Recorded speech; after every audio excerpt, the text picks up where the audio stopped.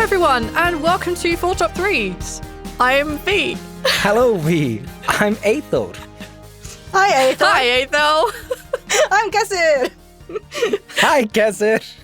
Hi, Aethel. And I'm Neil. So, now we're saying hi every time? No. Changing it I up? freaked out because my brain went four top threes and went we're not threes. Yeah, something. Wait a minute. No, the something three is the part we're keeping. Something went terribly wrong this time. I could feel the awkward energy, so I just decided to embrace it. Well, as you may have heard by the giggle, we have another person with us. It's me. I'm Casey. Hey, Hi, Casey. Welcome. We're self-help groups here. That's why we're saying hi to everyone.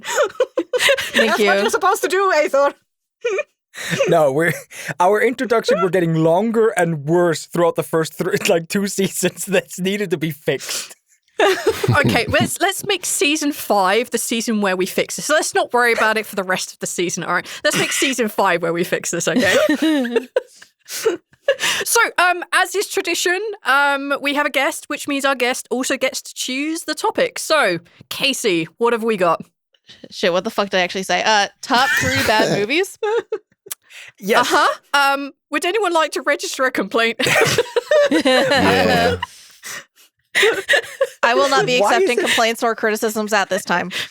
Why is it not top 3 good bad movies or movies that are so bad they're good? Why is it top 3 bad movies? Hey, so this is a great time for me to say bad is subjective. True. This is a thing where I just said bad movies, and in my head I was like, okay, bad movies that you enjoy are probably so bad they're good, right? So then I was giving my friends and I, my friends that live locally and I, we like to watch bad movies together. And I gave them my original top three, and they were like, those aren't bad movies. And I was like, bad is subjective. They didn't get good ratings. They didn't get they were considered bad at the time. And a lot of bad movies are become cult movies. And then I don't know, if you can say that they're bad. Yeah. I think that they count. So some of my movies are more cult films. Some of them are bad that, that. Bad is a subjective decision. If you want to go with worst movies ever made that you enjoyed, or a movie that was so bad it's good, or a movie that became a cult film, I don't think it really matters, frankly. Okay. I should have been a little more specific, but that's me. I definitely chose movies that are bad. I have seen 2 movies in the last 6 years. So if it didn't come out in 2006, Neil, you haven't watched it. Yeah, if I ever give time to movies nowadays, there's not a risk. It's gonna be one of the ones that I've heard is really good. I'm not gonna spend the time on. He's willing to watch an 8-hour analysis video on YouTube that will tell you if this movie is good or bad before he commits to a 2-hour movie. Yep. That's so accurate. But it doesn't matter if the analysis is good or not. It's fine to watch that shit. I understand what you're talking about, Neil, but I've gotten so burnt out on movies over the last, like you said, 6 or 7 years. It's been it's been rough for a while now, that I kind of intentionally lean towards lesser known, could be garbage movies, and then just try to watch it with somebody that will make it fun if it's bad. So I'm sharing my bets. Well, one of the times that I watched a movie was on a plane. So my problem is that I just put no time aside for movies at all. Fair. All right. Actually, as the bad movie aficionado, Aethel, why don't you go first? You bastard! In the warm-up conversation, you said you were gonna go. I lied because we were. I felt like a natural Aethel, progression at that point. We're an improv show. You had just lifted your cannon monster to your face. I thought there was no better time to ask. All right, so I have 2 lists, and I'm just gonna take they're bad movies and they're bad, and I'm just gonna put them to the side. I don't want to talk about shitty movies. I want to talk about so bad it's good kind of movies. So this is not a list I put endless amount of thought into. I just thought of fun bad movies, and if you disagree with me, fair enough. But I'm getting ready to be upset. Third, so bad it's good movie. You're not going to be upset by this one. Is Kung Pao. Enter the Fist? That's a lot of nuts. Is it that one? Yes. It's the Lots of Nuts movie. I love that movie. It is a weird movie that came out in like 2001 or something. And it's like some dude got the publishing right for a random like Asian kung fu movie. And he just dubbed over it and then very well with green screen effect added himself to all the scenes. And then he just had fun with it and rewrote the script. And it is not a good movie. It's not a good movie, but it is funny as fuck. And it is endlessly quotable. And that's a lot of nuts lives completely rent-free in my mind. That's a lot of nuts. There's the ventriloquist fighters, which I quote in my head all the time. You have the I am bleeding, making me the victor. How do you like my face to your foot style? Like, it's filled with these... We changed him wrong as a joke. My spouse always goes, I'm a little birdie, tweet, tweet. Like, just randomly around the house. Birdie. It's such a dumb movie. It doesn't have a plot. It's stupid as shit. And like I said, like I would never call this movie good as anything else than a comedy. And even as a comedy, it is incredibly subjective if you're going to enjoy it or not. But I think genuinely anybody might enjoy it if they're in the right headspace. It's definitely a movie to watch with other people. Yes. I would never want to willingly watch this movie again unless it's with a bunch of people who have not seen it before. Okay. Because like, yeah, it is endlessly quotable, and having other people who can randomly do the chosen one. I'm coming. Chosen one. I'm coming. It's so good. But I'd never willingly watch that movie again unless it's to entertain other people. It's such a bad movie. Movie night win. You're like, I would happily rewatch this movie. It is unfortunately true that the movie takes like a massive drop in like, there's like 20 minutes in the middle of it, like later half of it, where it has like a CG fight scene with a cow that has nothing to do with the movie, the plot, or the original content. And it's so shit. God, and yeah. it's not even that funny. And it's just like, it's just kind of there. It's the one true fumble of the movie, in my opinion. Great choice. I would argue it's not a bad movie, but I have notoriously bad taste in movies, so I'm a person who would rate this movie 5 stars, but I rated like Eddington like 1.5 stars, so I don't know if you should ever take anything I say like as 5 stars out of what? 10? 5 out of 5. Because that's pretty 5 bad. stars out of 5 stars. This movie's amazing. Can I give you a movie recommendation if you like that movie? Hell yeah. It's not a comedy per se, but there's a movie called New York Ninja that came out in 2021. That similarly, some guy bought the rights to a old kung fu movie and just dubbed it, and it's pretty fun.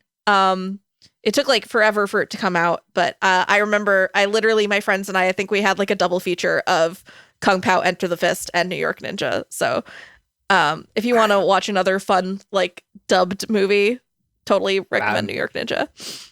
I'm putting it on my list of movies to buy from Walmart and watch with my friends.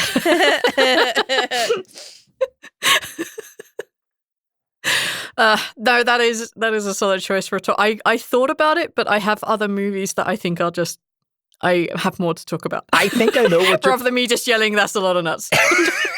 I think I know what your plan is, V, and I think it's gonna annoy me. It's gonna annoy me a lot. I know. That's why all my lists are planned like this. Well, how about you go next, V? Ooh. Okay.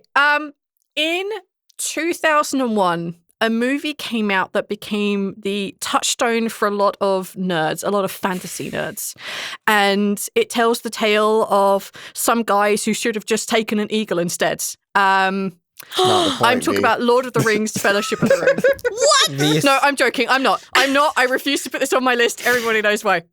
My actual choice for third place is Mega Shark versus Giant Octopus. I I was going to say, if you were going with Lord of the Rings, you're going to get, I was like, damn, V, you're about to get canceled by the nerds. Everyone disliked that. Just an explanation of that. Just an explanation of that joke. V got forced to watch the extended cut with her ex, and it basically burnt that movie tarred and feathered it and just made it awful to her. So she refuses to watch it with me, guys. So much. Like, an ex of mine, literally every movie, we watched the extended version so many times. It was put in as people were going to bed in the living room, and it was on repeat so much, and I was an insomniac, so I stuck with this fucking movie for so long. I can't anymore. The idea of it makes me upset. Like, I remember when the first time I came to your house and we watched it for Archie's birthday, we watched The Hobbit or Lord of the Rings or something, I was dying inside. I was so hurt. I'm like, I can't with this anymore, but I love my friend and I want my friend to be happy on his birthday. Did we? I don't have any memory of that. The only thing I remember about Archie's birthday is going to hibachi. That was fun though. The hibachi was good. What is that? It's where they cook at the table side and they cut everything like really small and then throw it on your plate. Mm-hmm. But they did this thing where like they would flip the food and you're supposed to catch it in your mouth. But obviously I'm seeing two of these motherfucking pieces of meat going towards my face. I'm like, ah! I did not Slap it out of the way like a fly. It was horrendously embarrassing, but luckily I was amongst friends, so it wasn't so bad, but it was very funny. No, we watched Lord of the Rings a little bit, and then we did something else. Like, we were talking a lot, so we ended up not watching it, and then we went to dinner. Speaking of Asian cuisine, so what was it about Mega Shark and Giant Octopus that you didn't like? All right. I can't stand bad movies because it hurts my soul. With the idea that someone got money from a company to make this and a good movie did not get made instead. And Mega Shark versus Giant Octopus is among that's a group of movies which are like giant something versus giant something else. And they're all crap. Like, the story for this is something along the lines of like Mega Shark and Giant Octopus are frozen and then they got unfrozen and now they're fighting and humans are stuck in the middle. There is some who gives a shit emotional story going in the background that nobody cares about. The CGI is pure bullshit. It looks like every scene is lit with those really bright psych lights that are bright purple or pink or green or something to have some sort of emotion to it. At this thing though. Like, Cloverfield wasn't terrible for its time. You know? Well, Cloverfield is Cloverfield, but Giant Shark versus Mega Octopus, Neil. Well, yeah, you're right. There's a difference. About 15 minutes through, Neil, a giant shark jumps out of the water and grabs a passenger plane out of the air. Holy and at that shit, point, that's so I walked awesome. out of the room. I was going to say the same at thing. At that point, I was done. That's cool I as have fuck. not watched all of this movie. But apparently this scene is also at the end of the trailer. So I wish I had watched the trailer, because in the trailer there is also, apart from the shark grabbing the passenger plane, there is also the octopus that hits a fighter jet out of the air from within the ocean. And I'd wish I'd seen that first, because then I could have categorically told my ex-husband there's no fucking way. So I hate these movies. I hate them because it hurts me that a better movie could have been made. Like, the general logistics of even getting your movie to the point where it's being filmed is fucking monumental, let alone being released in cinemas as it used to be back in the day. I would feel 12 years old standing in front of like a group of like investors with my fucking octopus idea. Like, you know, like I want to make this movie, and what is it? It's like a, you know, like a shark and an octopus. Like, I would feel like what dirt did the loser. director and the writer have on the production company to get money for this movie? So I can tell you about bad. the production company, because I know for a fact that this is an Asylum film. Asylum it is, yeah. That's all they do, is the production company literally only makes like mockbusters and like bad movies for Sci-Fi Channel. So like they all take turns putting a bad idea in a hat, and they force each other to draw out of it for fun. It's not, they don't even try. I can't, because like all of those kind of movies are roughly the same, right? There's some giant version of a creature that you can't really fight, and maybe you win. And there's always someone who gives a shit like sub story in there somewhere. But they're all really badly framed as well, and it just annoys me. And I can't watch bad movies. Like Atho and I have recently been watching very low budget indie bad movies. Because we're trying to find some gold in there, and they usually have some okay ideas. But it is a testament to my love that I watch these movies. But, however, Mega Shark versus Giant Octopus, we haven't watched anything that bad. Yeah, stay away from the that's Asylum. my third movie. They usually typically spend about like the budget for an Asylum film is typically about like $250,000 like max. I think, and like they usually make like about like $150,000 on it, so they never make. They like I don't understand that they produce so many movies a year that like they must make some kind. But I can't imagine with a margin like that, like how they're staying in business. I feel like the guy who owns it's got to be like some kind of mega millionaire. I'd need to look into it more, but like, can you imagine? Like, I just can't. I love a low budget bad movie. Like, I'm a big fan, but The Asylum is like too much even for me. Like, I don't willingly watch Asylum movies, so I get you. So I on my bad movies, they're just bad movies. Number 3 was Mega Python versus Gatoroid, which like. Aside from the fact that the gators are on steroids, and that's why they're called Gatoroids, which is just a phenomenal pun. That's a terrible fucking movie, and I would never recommend it to anybody. I think it's 90 minutes, and it feels like 4 hours. So, like, but I genuinely want to mention. V said like Mega Shark versus something or another. My brain didn't catch it, so I went Giant octopus. Yeah, so I went and Googled it. There are 4 Mega Shark movies. Yep. I don't think they're a quadrilogy. I think there's just that creatively bankrupt that they were like, I want to make a shark movie with a mega shark. There were so many scenes we couldn't use in the first movie. We have to recycle them in other movies. We still have the 3D model. By the way, I just Googled that to see like I wanted to see if I could find the budget for it, so I Googled it, and I realized, because I've never seen this movie, Lorenzo fucking Lamas is in this movie? Like, which what one? The fuck do you... Mega Shark versus Giant Octopus? They got Lorenzo Lamas of Grease fame. Wait, is he the He's the hot guy that Sandy tries to like dates one instead of Danny, like the track star, the very handsome track star. He's the bad boy. No, he's not the bad boy. He's the good boy because Danny is the bad boy. Yeah. Right. He's the good boy. Lorenzo Lamas of Grease fame. Also, Debbie Gibson, the fucking musician. Fucking Debbie fucking Gibson. The amount of times random musical people pop up in these B movies is so weird. I feel like it's I mean, to be fair, if we got offered a part on Mega Shark versus Giant Octopus 5, I'm doing it. We're not. Like, don't get me wrong. I am happy to sell out.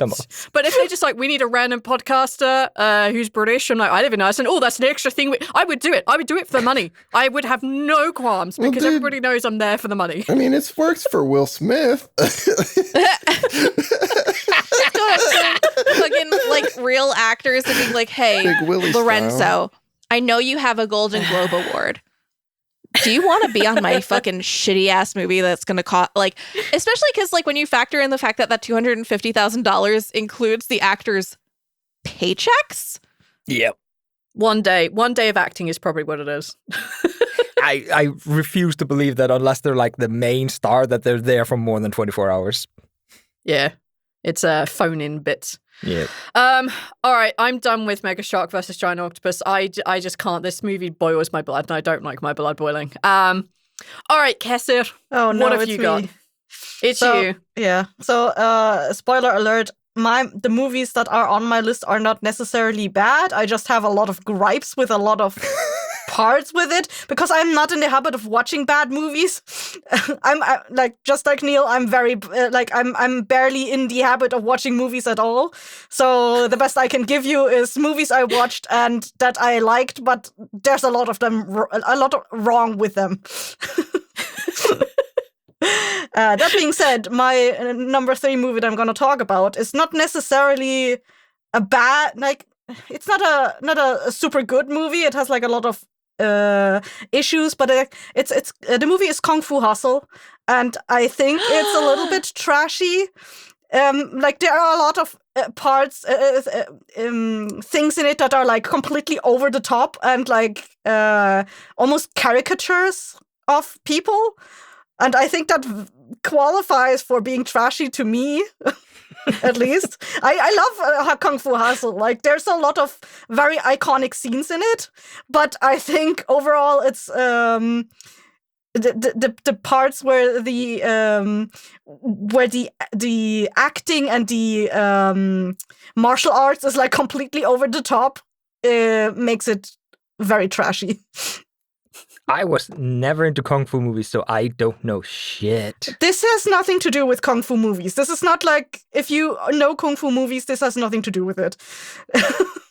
No, what I mean is, I've never seen it. Like even if it's like, if it's a cult classic, if it's Kung Fu, I was just never into it. I never watched any Bruce Lee. I never watched anything by Jackie Chan that wasn't a joke. This is nothing to do with it. It is just, it has Kung Fu in the name, and there's a lot of martial arts happening in it, but it's not one of those one guy, well, it kind of is one guy beating a lot of bad guys up, but wait, I don't know. This sounds like a Kung Fu movie to me. It has the word Kung Fu in the title. What? That's just a misnomer. There's no Kung Fu. There's just a guy and he's beating everyone up. Well, at the end of the movie, one person beats everyone up with a very high-pitched scream. So, oh, amazing! Cassie, you're describing Kung Fu. I don't know. Is that Kung Fu enough? So your main gripe with Kung Fu Hustle is that it doesn't have enough Kung Fu? No, I think that it's very over the top trashy. Like, it doesn't take itself very serious by itself. It's very comedic. Is it self-aware though? I think so. Like I'm looking at the. Wait, has none of you ever seen it? No. The thing is, I God. feel like I have, but I have no memory whatsoever, and I can't check it up. I'm pretty sure I've sent this GIF to at least once to any one of you. There's this one scene of this lady who's so there's this lady who's very Asian, like she's an Asian mom kind of person. She's always in her morning dress. She always has like her locks rolled up, and she always has a cigarette in her mouth. And like when people start fights in her, like she's the landlord of this place where this movie is taking place. And when people start fights, she goes out there and slaps people with her pantaloons. And like always with this fucking cigarette in her mouth. Like, she's amazing. Like, I fucking love her. I broke my rule and I looked it up. Oh my god, yeah, you sent that meme to us. Yeah. That doesn't sound like a movie that's trying to take itself very seriously. Yeah, no, it's a comedy. Like, it's a comedy. It's not taking itself serious. Okay, it's satire. But your gripe is that it's like what, like shitty satire? It's like a little bit too lowbrow. No, I think it's just over the top caricature. That's the thing that's my gripe. Like it's just completely over the top. It just needs to roll back a little bit. Yeah. I'm sorry. I genuinely feel like I'm sitting at the dinner table with somebody who poured themselves Lucky Charm and then went like, there's too much sugar in my cereal. It's like, hey, if you want Lucky Charms and you find it too sugary, but you want Lucky Charms, you're allowed to say it's too sugary, but I do want Lucky Charms. So it uses a lot of tropes, I think, and it's like it just ticks all of them. It's like, oh, of course, this guy just got beat to shit, and he's gonna beat these guys up or something like that. I just put this movie on my list, like today because I just remembered it today. And I was like, oh yeah, this goes on my list. It's better than whatever the fuck I had before. Fair. But I didn't take the time to rewatch it. But I do remember it being trashy in a way, but it's also very enjoyable, and I love it. I see. I genuinely feel like I have watched this movie. Like, you're saying things, and I broke my rule, and I looked it up on my phone. Like, I feel like I have seen this movie, but I have no actual memories of it whatsoever. So I think when you come over in the summer, we're gonna have to watch this because we're gonna do a react movie. Yes. Through. We'll do a Blighthouse react because we'll have at least one other person from General Blighthouse shenanigans here. Sure. It's I remember having positive feelings about this movie, but I don't have any memories of this movie.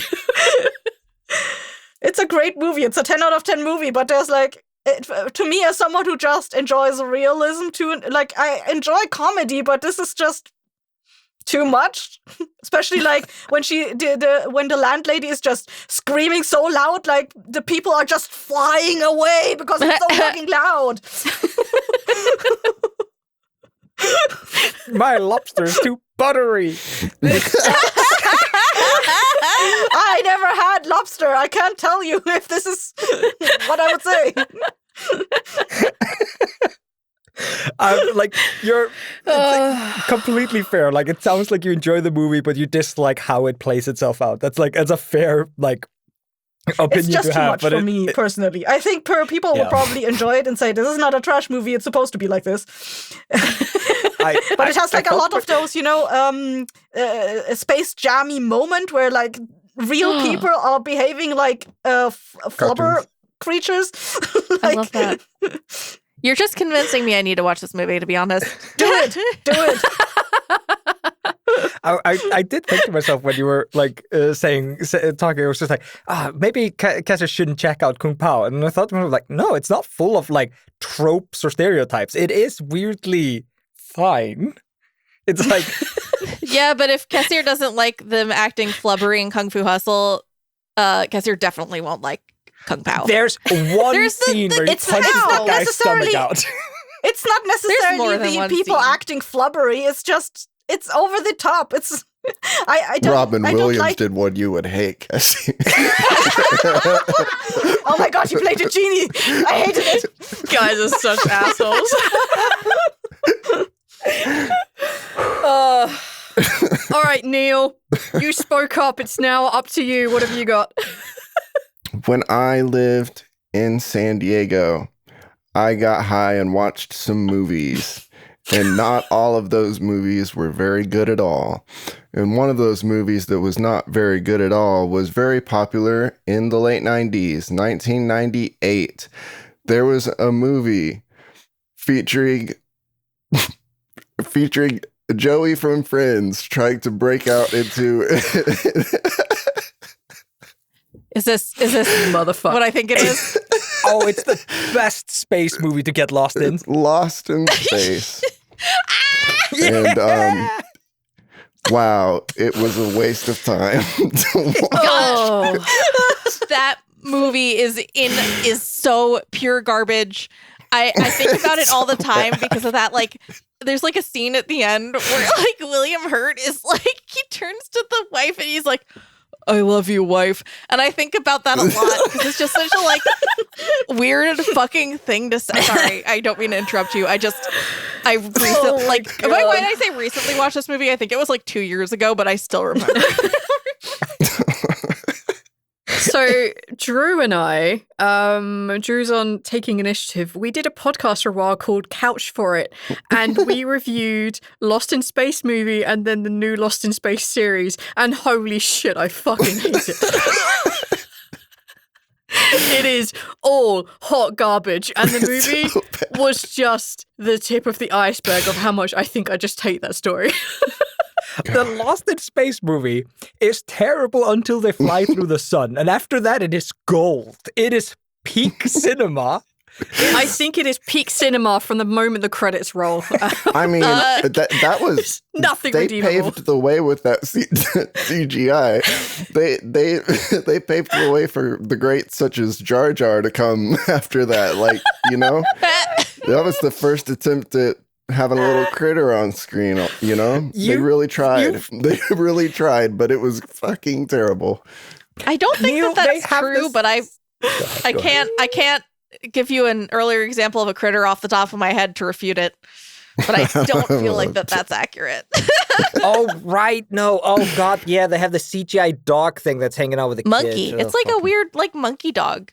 It's like, and that's the girl from fucking Mean Girls, by the way. That's Gretchen Wiener, the daughter. Are we going to let Casey say these kind of things on our podcast? Casey, censor yourself. Casey, I'm sorry. We thought that you would know. It's okay. Neil can bleep it out in post.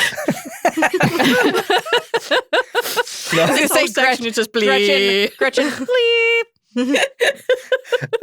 So there is one dumb scene in that movie where Joey from Friends is like shooting a bunch of like CGI spiders, and he like clicks a button and he like puts on like this space armor, and the scene is genuinely the prototype scene from like the first Iron Man movie when he's like armor's like clicking together on him. Yeah, I can see that. Yeah, it's. You can make fun of the CGI monkey dog, but you still have to give it props for ruining the world with Marvel movies. Do you ever have the headcanon that this is actually one of the roles that Joey was playing in Friends? Yes, 100%. Yes. I like that. It's the only way that movie may be possibly watchable because you're trying to support Joey. You don't care about the movie. The episode's called the one where Joey goes to space. I gotta say, like, if you're trying to break out into an acting career and try to prove yourself as a real actor, maybe don't do action movies with the fucking most basic cheesy one-liners. Maybe like do something. I'm not saying that sci-fi can't be. Sci-fi can like break out into like drama and action, I think, but do like a drama thing, like what? Action. I feel like, come on, like. Hey, listen, cheesy one-liners made Arnold Schwarzenegger a household name. Yeah, I'm gonna have to bleep that name out, Casey. Wait, why? Oh, why? I love Matt LeBlanc, but the man has no range. I just need to really quickly, since we're talking about Lost in Space, talk about how fucking amazing Gary Oldman is in that movie. Gary Oldman is such an interesting case because, like, I feel like he's such a fantastic actor, but when I think of like movies he's made, the majority of the movies I can like think of off the top of my head are not good. Like, I don't. It's basically he needs a better agent to get him better roles. Whoever he's here with. Trash. Absolutely not, because I think Gary Oldman is in the same category as the guy who played the clown in It, the old movie. What's his called? Tim Curry? Tim Curry had a terrible fucking agent that let him do terrible fucking movies, and thanks to that, we have Tim Curry in... No. He had an excellent agent. He gave us Red Alert. That is not an excellent agent. It's amazing. What the hell is wrong with you? He's associated with that game so hard. Also, Home Alone. He's in Home Alone, man. What the hell is wrong with you? Home Alone 2. 2. And that is an excellent movie. It's amazing. You are... like the amount of trash Tim Curry was in, including some full motion video games from like the early 90s, you would shit yourself. And that is... thanks to Tim Curry not having a good agent that would just go like, a vampire sheriff in a full motion video game? Sure, Tim Curry will do that. Timmy boy. Thanks to that agent, because otherwise we wouldn't have the beauty that is Congo, which is not on my list, but I'd like to give it a shout out because Congo is so fun. Lost in Space was supposed to be like a big deal, though, I think. Yeah. It was It was really hyped, but it was just trash. Yeah. Did it flop super hard? Did it cost like a bunch of money? I think they broke even. Of course, now I'm just going to find the terrible fucking TV show. Yeah, that was pretty rough. I would not recommend. Was it not good, the TV show either? No, it was just... I don't know, if you're looking for sci-fi, which is what this was like built up to look like and to appear to be, it really wasn't sci-fi. It just didn't, it completely lacks that sci-fi element in it. And they brought in like the bad guy, and she was a brilliant actress with some shitty lines. It was just bad. Like What the did they whole make thing in was space? just not good. What genre did they just do? Like The Office in space? Because that sounds great, actually. No, it was more like Drama Llama in space. So there was just like, let's just take Drama Llama and let's just put them in a different setting, and some of the Drama Llama can come from like, you know, the struggles in space, but mostly we're dealing with like family Drama Llama. I'm like, well, then call it like that. Don't like put it in the sci-fi shell of what could be really good. And then at the end of the fucking thing, they go on their spaceship and they get zapped to another place, so they just reset the goddamn story anyway. It's like, you pieces of I had opinions, and I'm very upset that that podcast no longer exists anywhere, because like we had some very strong opinions, Drew and I, on how bad that motherfucking show was. Yeah. Anyway. All right. That was round 1, Aethel. No. Oh, back to me? Oh, wait a minute. What about me? Yeah. Wait, did we skip you? Oh my god. You forgot so that this is what happens when we jump around. So I Casey have a has system been normally, talking the entire and it's just time go in a and fell circle. Hello? Am I here? See, normally Casey, it's just go in a you're muted. circle, and we've been everywhere. Oh no, we have a name redundancy. No, abort. Well, that was the 4. No. Casey, last in the rounds. What do you want to do? I'm going to talk about my number 3 movie, which is called The Apple from 1980. It is a movie musical. It is absolute hot garbage, but it is so fun. It is... How do I explain The Apple? Basically, it Always a is good like start. Adam and Eve from the Bible, but it's a rock musical, and the devil is like a really campy Polish guy, and God is named Mr. Tops, and he drives everybody away at the end in a Cadillac into the sky. Miriam Margolyes is in it as a landlady, and for some reason, I don't understand why she would be in this movie. And it's about these 2 kids from Moose Jaw, Canada in 1994. By the way, they like say 1994 like a bajillion times. It was made in 1980, but it was set in the distant future of 1994. And it's about these 2 kids from Moose Jaw, Canada, who go to the World International Song Contest, which is definitely not Eurovision at all, and compete with their love song. And the evil Mr. Boogaloo ruins their chances of winning by getting over 150 heartbeats from the audience. What does that mean? It's never explained what that means. And then he brings them to his like record studio, and he's like, "Come sign with me." And BB, which is the name of the girl, is like, "Yeah, I'll sign." And Alfie, which is the guy, is like really he's really sketched out by Mr. Boogaloo, which frankly he should be. There's no reason for them not to be sketched out by Mr. Boogaloo. And then he goes and becomes a hippie, and then BB eventually runs away and becomes a hippie, and yeah, and then the rapture. It's a great movie, in that it's insane. There's musical numbers. There's people wearing holographic triangle stickers on their faces, because apparently in 1994 that's going to be the trend. Keep an eye out. There's very tight pants. There's a song that's called "Life Is Nothing But Show Business," but they pronounce it "Life Is Nothing But Show Business." It's perfect film. So nothing needs to be changed about it. How much of a musical is it? Because I recently Yes. rewatched a little bit of Repo the Genetic Opera, and I realized there was not a single spoken word in the entire movie. It's just song into song into song. That's a little rough. Yeah, it's an opera. Repo the Genetic Opera, yeah. Yeah, well, that's because it's an opera. Operas don't have spoken word. But your Apple musical does have spoken words in between. Yes, it's because it's a musical, Okay. so it has there's like acting bits and stuff like that. There are quite a lot of songs. Not all of them are good. I would say some of them are fun. there is That's going for shit. everybody's wearing Slightly really better than insane shit. outfits in it. Like other than like Alfie never wears something. Well, I guess until he becomes a hippie and then he wears like a weird hippie outfit. But like the rest of them are all wearing like titanium like colored stuff. It's weird.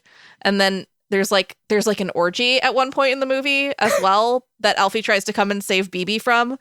And their first song is really lame. I was like, every time I watch this movie, I'm like, they're about to get more heartbeats than the song by the bad guy, which is like a pump up song. It doesn't make any sense. The song is like singing about the relative distance of somebody to like the speaker. It's just like, hey, BIM's on the way, and it makes no sense. Like they don't explain what BIM is, which by the way, Boogaloo International Music is what BIM is. It's the name of the music studio that they work for. This sounds like a train wreck. It's great. You guys should watch it. I cannot recommend it highly enough. I make all my friends watch this movie because it's crazy. It's so dumb. I love it. It's one of my favorite things ever. I am genuinely shocked now that you mention it that there isn't like a American Got Talent version bullshit where they make everybody have like sport watches or whatever that are supposed to monitor your BPM and like do like a heart rate thingy. Like that is right up that like X or America Got Talent level of slop and shittiness. Where they make the audience like the buttons of like the hearts and the downs and the frowny face. It has all the emoticons that you see on like a live reel or some shit. Why is that not a thing? Because you just invented it. There's money here, guys. All right, that's the bit, right? We do 4 top 3s live, and this is all we give the audience is just emote things. Yeah. And very invasive biometric scanners that they have to wear. Yep.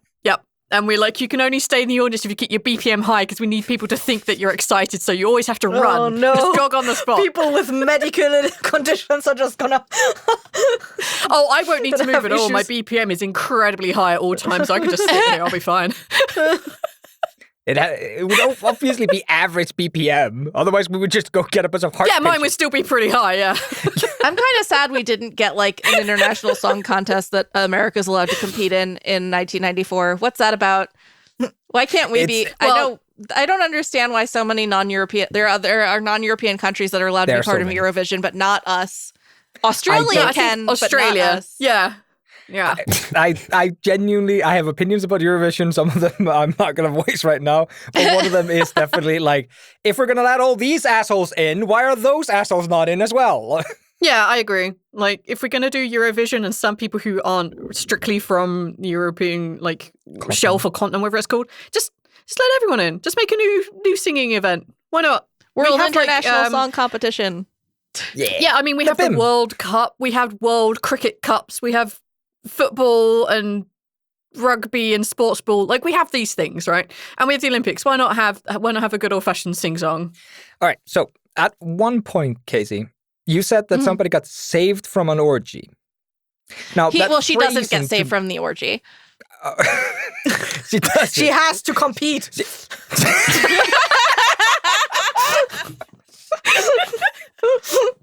New international event, orgy. World International Orgy Competition. New Olympic sport. It's a team sport. I don't think she thinks she needs to be saved from the orgy. It's like that Alfie is... The movie is mostly like that BB like signs on and signs her soul over to the devil, Mr. Boogaloo, and Alfie like spends the rest of the movie trying to like save her from the devil. And one of those times is he like goes to try to like find her after he like sexually harasses his landlady. I don't like, there's just like a scene where like she comes in and she's like, I'm gonna give you chicken soup, and he like grabs her boobs. Sometimes I think about this movie and I'm like, why, Miriam Margolyes, what are you doing? You're better than this. But he goes to like find her, and there's just an orgy happening, and he like tries to go in to save her, and then actually I think like he ends up almost having sex with Pandy, which is one of the to like Pandy and Dandy are the names of like the two other singers that are under to Boogaloo's like The thing. fuck? Musicals are so magical. Somebody walks into a room with an orgy going on, and they're like, "Oh no, I'm almost a part of it." Oh no, I fell over and over. But Alfie is morally good the whole movie. That's his whole thing. Is he's like there's the deleted beginning scene is that Mr. Tops, which is what they named God, Mr. Tops, as you do, creates Alfie out of a rock and then sends him to Earth to go be with BB. They cut that scene. Can't imagine why. But it is on the Wikipedia. So Wait, so God specifically made a little golem to go save BB specifically? Well, The rest it was of before- humanity it can was get raptured to shit. it was to be with BB rather than to save her because she hadn't been tempted by the devil, aka cool music. By the way, I cannot stress this enough. The only good music in this fucking movie is any of the music that's like the evil music, and all the lame music is the like godly music. It's like Alfie's songs are dumb and lame, and I skip over them when I watch the movie because they suck. See, this is how I feel about Tenacious D and the Pick of Destiny. Like, the Devil's song is the only fucking badass song. All the other ones are mostly lame.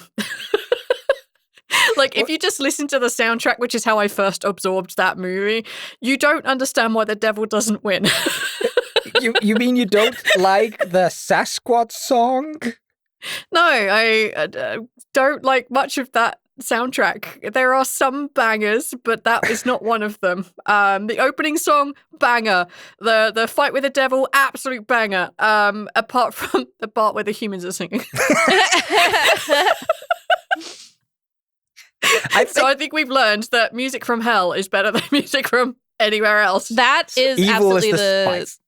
That absolutely Yes, is the lesson I've taken from every time that they've tried to convince me the devil doesn't sing or play violin good, is that the devil actually is the best musician and all good music comes from hell, and therefore hell is probably pretty cool.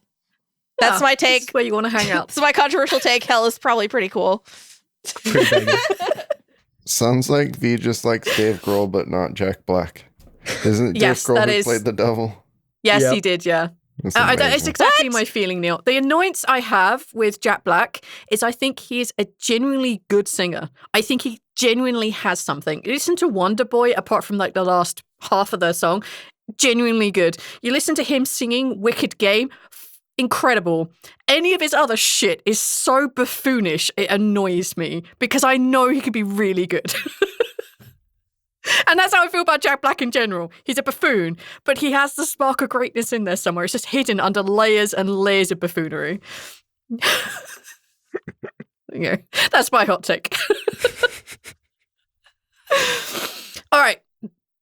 How do we want to do round two? Because I feel like I went in the most random ass order. So you We forgot. used the same order. And it threw me off. This happens every time I decide to try and be random rather than just picking a circle. What's funny for me is that you guys, the order wasn't even that random. Like on my screen, it's just counterclockwise from the bottom, like right above me from the bottom left. Completely To random me, on my it's screen. all over the shop.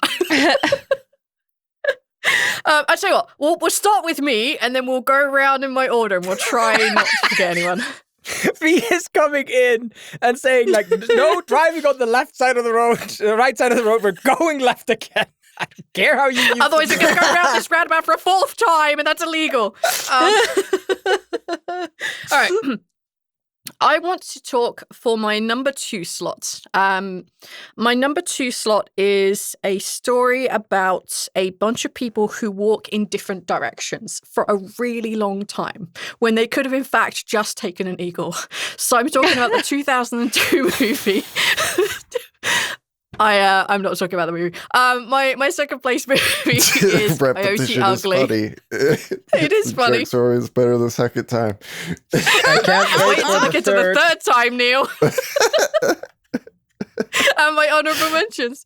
No, I'm going to talk in my second place movie. It isn't a movie I hate, much like Kessa's. This is a movie I like and enjoy, but I know that it's not a good movie. I'm going to talk about Coyote Ugly from 2000. Yay. The soundtrack from this movie was very informative in my growing years. There's some absolute bangers on there. There is Can't Fight the Moonlight, Unbelievable, which I love. All She Wants to Do Is Dance. And going back to the Devil theme, Devil Went Down to Georgia, because that is also just banger. It's a story about an artiste, a woman who wants to sing and write songs, dancing on a bar, then singing on the bar, then being thrown away from the bar, then being spotted by some talent agent, and then returning back to the bar later on to dance with the person who actually sings the songs that she wrote. Yeah, it's about as in-depth as that. The dancing is terrible. The singing is okay. The songs are equally okay, but there are some bangers on the soundtrack that don't come from the singer who is writing the songs. They have lots of weird drama going on. There's like a terrible boyfriend storyline going on, which is kind of crap. One of the only saving graces is John Goodman, who plays the dad. And living rent-free in my mind is when he's on the bar and people start yelling at him to take his clothes off, and then his girlfriend says, just put your clothes back on. That is rent-free in my mind for the longest time. Yeah, that's the movie. I do not recommend it to anyone who is not a 15-year-old trying to discover their artistic side and maybe want to see some raunchy dancing to some really shitty music. It's not that raunchy. The music is crap. The storyline is awful, but I love that movie. I love that movie so much. It releases happy endorphins when I watch it. There are things I wish I could skip past, but I don't because it's all part of the bigger plot. It is basically the tale of someone struggling to be discovered and to fulfill the role artistically that they want to have. They don't want to be in the spotlight. What they want to do is get other people to sing the songs that they write. They want to be discovered. And as we all know, as vaguely struggling artists here, we want people to hear our stuff. So that kind of resonates a little bit with me. I don't recommend this movie. This is very much a guilty pleasure. This is a bad movie, but I like it. So it's on my number 2 spot. Okay, I'm gonna take the ball just because I have only one thing to say about this movie. I saw it probably 13 or 14-year-old, did not speak English, already had a hard time reading subtitles and trying to comprehend. And also, this is a movie about women for women, so I was not the fucking target audience to watch that movie. So I did not care much for the plot. But isn't there a scene where there's like somebody going into a motel and meeting their dad or something fucking stupid? No memory? No, so that's her crappy apartment. Okay. And her dad turns up, and I think he offers to pay for her to come home. And she's like, no, Dad, I'm going to make it here. Because she has a bunch of money stolen out of her freezer, which she has earned from various jobs. Oh. And that's why she eventually decides that, hey, I have no money. She sees a bunch of girls come in to like the all-night cafe who've just finished their like, you know, their shift at the Coyote Ugly, which is the name of the bar. And they're like, hey, you should maybe check it out. So she goes, she gets the trial, she gets thrown out, she comes back again, she gets thrown out, comes back again. Like, yeah, like there are some skeevy apartments for sure. It's not a motel though. I don't know why. My brain is just like somebody gets an STD. Is that a thing? No. Are you sure? Yeah. Okay. Pretty sure. Okay. The idea is to look available but never be available. That's the rule for the bar. You don't go home with the punters. You don't bring your boyfriend to the bar. Do you know that was written by the story it was based on? Because Coyote Ugly is a real bar. Do you know the woman who wrote that is the same woman who wrote Eat, Pray, Love? Really? Yeah. That explains a lot. I believe her name is Violet. No, that's the name of the character. Pink Pony Club. Elizabeth Gilbert. Yeah. It's supposed to be based on real life, but obviously based on just means vaguely. Some things are fictitiously close. I watched Eat, Pray, Love like late in my 20s for some reason. That movie is Eat, Pray for like 20 minutes and then it's just thirsty for love for like an hour. It's ridiculous. I wanted more religion and more food. At least like 50-50, dude. No, it was just horny. There was no Jesus and hardly any bread. In fact, the film needed more Jesus because it was horny. I never watched the movie, but I do remember when I was younger and I still listen to the radio very often. I over the radio I heard that there was a bar in my general vicinity that named itself Coyote Ugly, because it was a trending movie back in the day. So that's all the trivia I have regarding this movie. If literally nothing else. I don't recommend learning anything about this movie whatsoever, guys. I don't intend to. It is not something I recommend anyone to watch. I barely talk about this movie, but I do. It holds a big place in my heart. Like, I used to watch this a lot as a young'un. My sister showed it to us, and we watched it a lot with her. Like, it was a movie I enjoyed, and I can still sing some of those original songs from memory. I'm not going to, but I can remember a lot of them. It lives rent-free in here. So, yeah. And also, like, Devil Went Down to Georgia. That song is in there, and they do like a comp dance on top of the bar to it, and it's really good. Except if you listen to that scene, the second verse gets repeated like 3 times.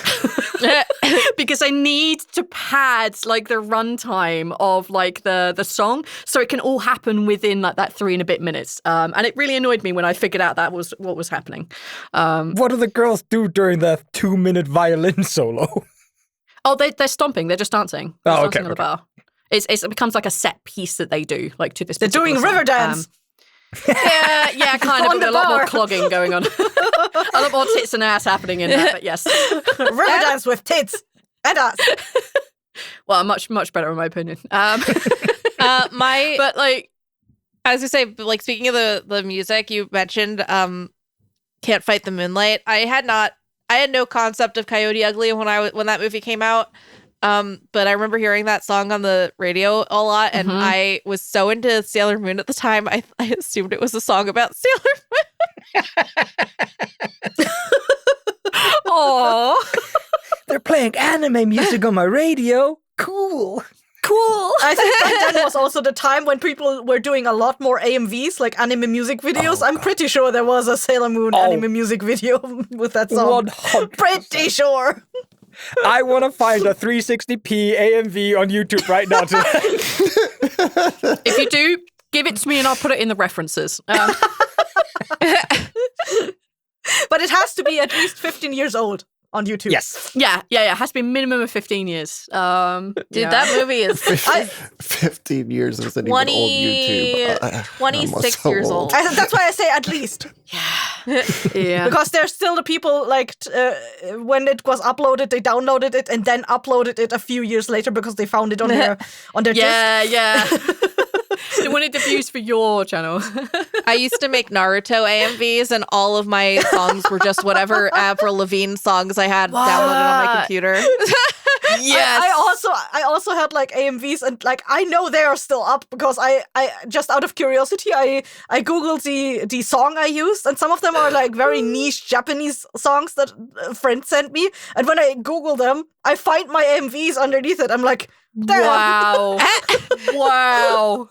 Mine are also badass. still up. Wow. And it's not niche songs. I just remember what my username was because I used to do Naruto role playing, and a lot of my AMVs were about my character and the character that she was dating. So like I can I've looked them up. They're still up there. Embarrassingly enough. I wish I remembered my old account so I could take them down. I just remember the name. I don't even remember what email it was. You know, for the references, we're going to ask for a link to that, right? Oh God, no. No. Nobody needs to see that. Nobody needs to. I don't even want you guys to know what character that my character was dating. It's all so very in the past. 100% Sasuke. And embarrassing. Everyone dating Sasuke. Jesus, God, no. It was worse than Sasuke because it was like even more weirdly obscure character. Like, oh no, because I had to be special. It is. By the way, 19 and 15-year-old AMVs out the wazoo for this song title. I will, by the way, say if anyone who listens to this does guess what character it is, I will confirm if you guess correctly what character but I won't. Everyone say it just out write loud. random Naruto characters that you can read off in chat. Come on, guys. Yeah, we have you 5 go, times. what do We you have 5 think? chances. Reply it on the Patreon video. Reply it in the Spotify information. Hell, leave it as a review on iTunes. We'll get it. Oh, Just that gonna would be a be. review Oh, that says Gara. Yeah. Akamaru. No context of all what the chaos this thing is about. All right, off of my somewhat guilty pleasure. Neil, what have you got? Back in the day when I was a teenager, I watched a lot of really bad slasher movies. And slasher movies are already a genre of movies that aren't trying to do a whole lot. They're just trying to be shocking. But there's one movie that tries to do something, and it just does it pretty badly. I think. And what's messed up is that I didn't hate this movie. It looks good. The characters are fine, but it has like probably the worst like twist that I don't think like it would have been preferable just to leave it as a slasher movie and not have done the twist. But there's a movie called High Tension. Never heard of this. I believe it's a French director. I can't remember. I think he went on to do like a Hills Have Eyes thing, but I'm not too sure. I'm not too good with directors and actors and stuff. But it starts out with this blonde girl and this dark-haired girl, and they are friends, and they're going to the dark-haired girl's family out in the middle of nowhere to study or something. And they get there, and then some dude shows up in this like big work truck and kills the family and kidnaps the dark-haired girl. And the blonde-haired girl spends a whole movie like following them and trying to save dark-haired girl. And it's not really done super well, I don't think, in my opinion anyways. But at the end, there's a scene where the dark-haired girl is like escaping from the dude, and he like is getting up close and stuff, and then it cuts and you realize that it's the blonde-haired girl the whole time. She has this multi-personality thing, and she's been the dude the whole time. So everything that you've seen was from the perspective of someone who is like, from her perspective, blonde-haired girl's perspective, who's lost her shit and is like imagining herself chasing this girl that she likes. And then I've seen this movie. It's like so close to being good, but it's also like the worst fucking movie. Like why even you with the go twist? back It's like the worst and rewatch twist. Because she's short, and if you go back and rewatch it, all the things from the point of view of like the killer are really tall. The perspective is wrong. It's so bad. She had a And also, like, she had a GoPro on her head. but she's so small. It's like one of like my like one of the peeves that I think Ethan and I share, which is like you see small characters and they're throwing around really big characters. Like you can't really do that in the way that I love that, and that happens in this movie too. It is like when the Are you talking about Lord of twist the Rings reveal again? comes. Not. I will get back to that in my third entry. Like like she's just a very small character and throwing around people who are like kidnaps almost twice a person her size. who could fight back and just Like could like do that thing you could do with like cats, whatever it is, where you grab them by the back and the neck and then just like move them somewhere, like kittens do. Like someone she kidnaps could do that to her. It is absolutely outrageous. No, there's a lot of like logical weirdness but like when the perspective has come from someone who's obviously like the whole point of view from the movie was from someone who's clearly not in their right head, because they introduced the movie with like her babbling in the like psychiatric with like there's so many like few little hints of like, oh, something has gone majorly wrong, and then you know that you're watching like a different time when you see her later, but like there's no point. Like even if you did rewrite it to where it kind of has a more satisfying payoff, it still sucks. It's still not like, it's still like, you still almost just want it to have been a slasher movie without trying to be more than like, it seems like so like just so extra. I don't know. It tried so hard and failed.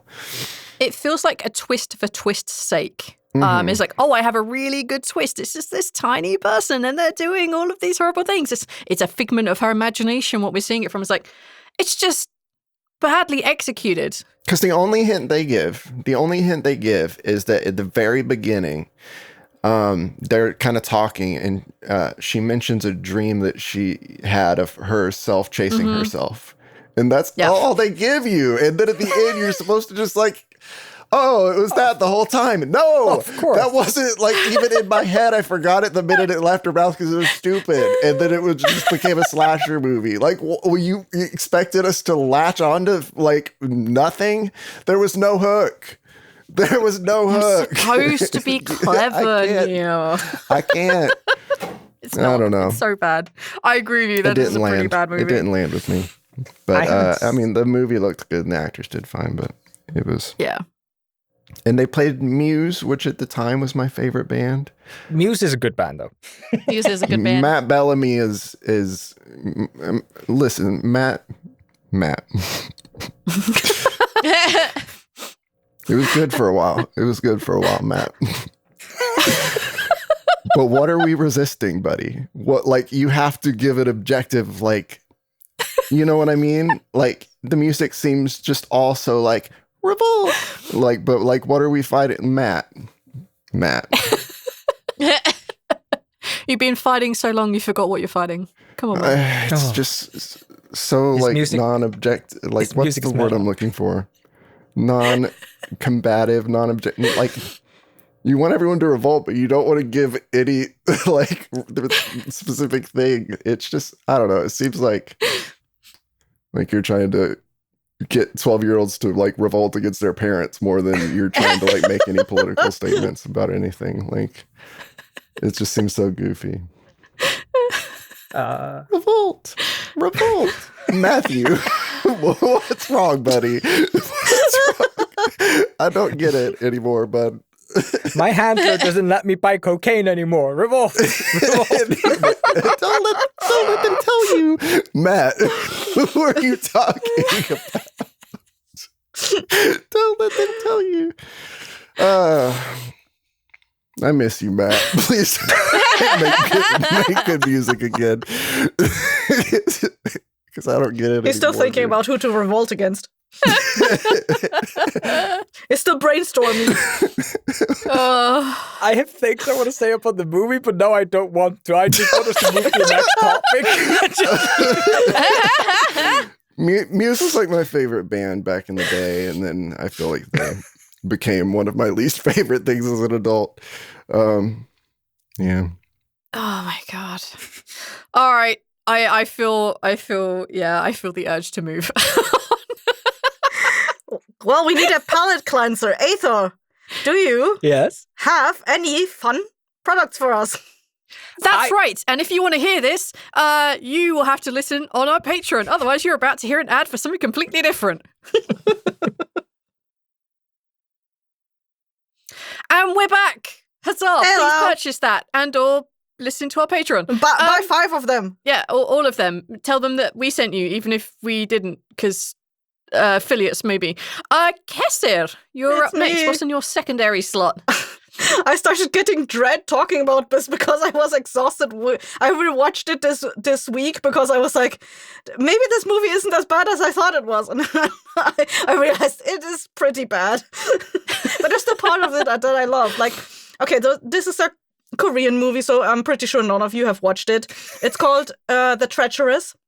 It's about a famous king of Joseon from, I don't remember exactly when, but it's like someday in the past.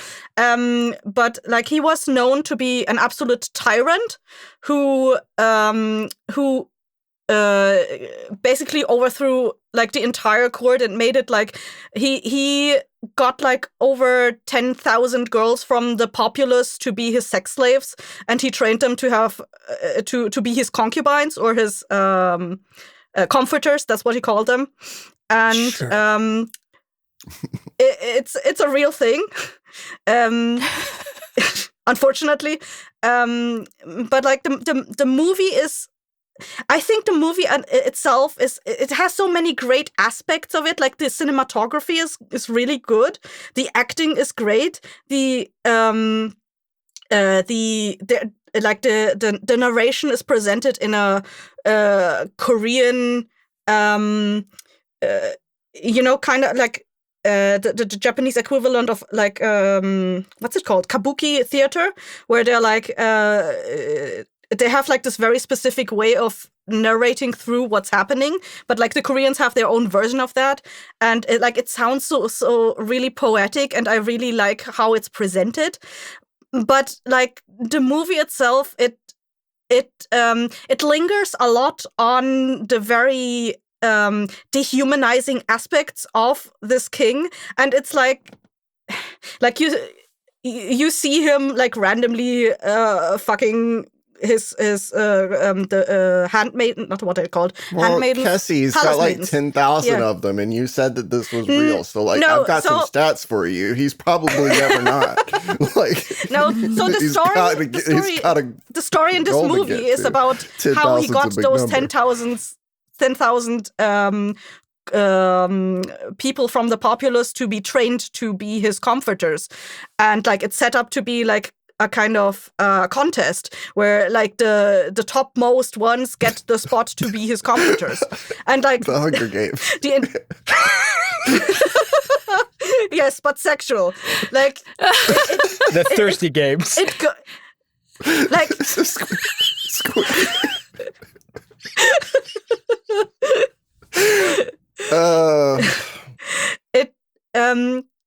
as I say, it lingers a lot on the very sexual aspects, and I think, yeah, that's an unfortunate thing that happened in the past, but it lingers a little bit too long on them. Like it's very graphic in what it shows. It's like, hey, these women got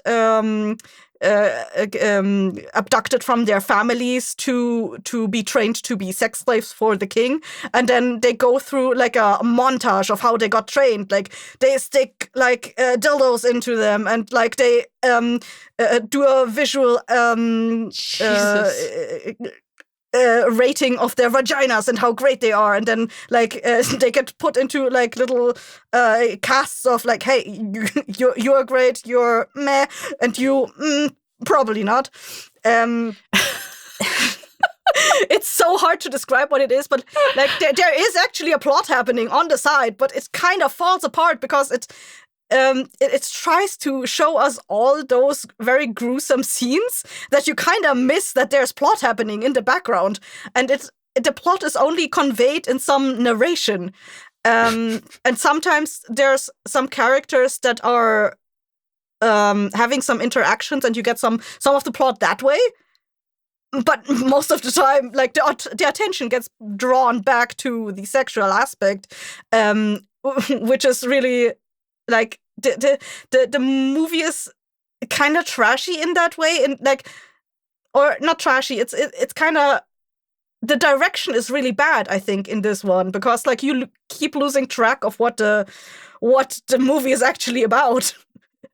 But so 10,000's a big number, Cassie. Yes. You know, like, what else is the man doing if he's going to be in the movie? He's going to also be trying to meet his goals, you know? I wouldn't mind so much if it was just, showing the disgusting aspects of this one king. But there's also scenes, for example, one of the women that got taken away was actually had just given birth just before she got taken away by the government officials. And at some point she gets thrown in front of her husband, and because her tits are still lactating, and for some reason the movie lingers on that for a little bit of a second.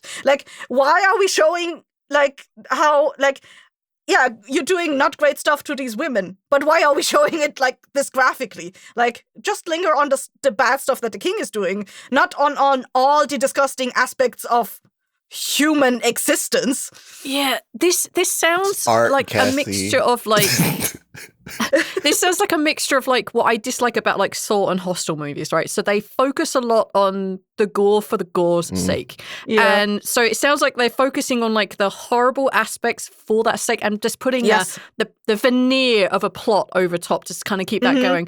But it also sounds a little bit about American porn, where you have to have a plot for the porn to happen. Otherwise, it's graphic material and you're not allowed to make it. It sounds much like this.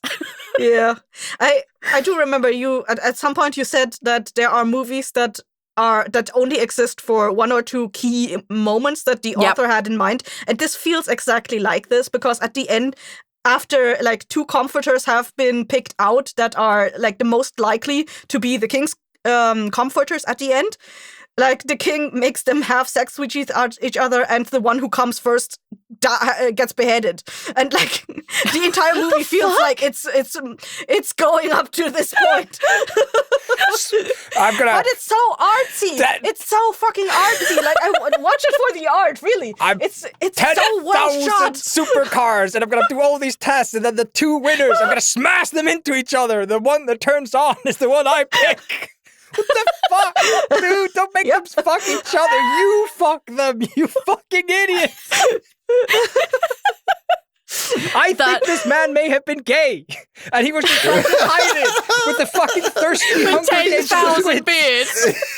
So fun fact, there is another, this particular king has been the subject of many, many movies, and I've watched another movie unknowingly, and they did make him gay in that one. He's the jester.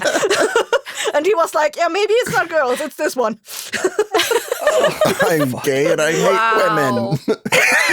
Wow. It sounds awful, but also, it sounds like something that, a car crash, it has to, you can't not watch it once you start it. Yeah. My God. I want to put forward an idea, thought, whatever. I've heard before that some artists, they make art that is abrasive. It's difficult to watch, and that's the intention, that it is difficult to watch. It might be that the director wasn't just a giant fucking weirdo and a pervert.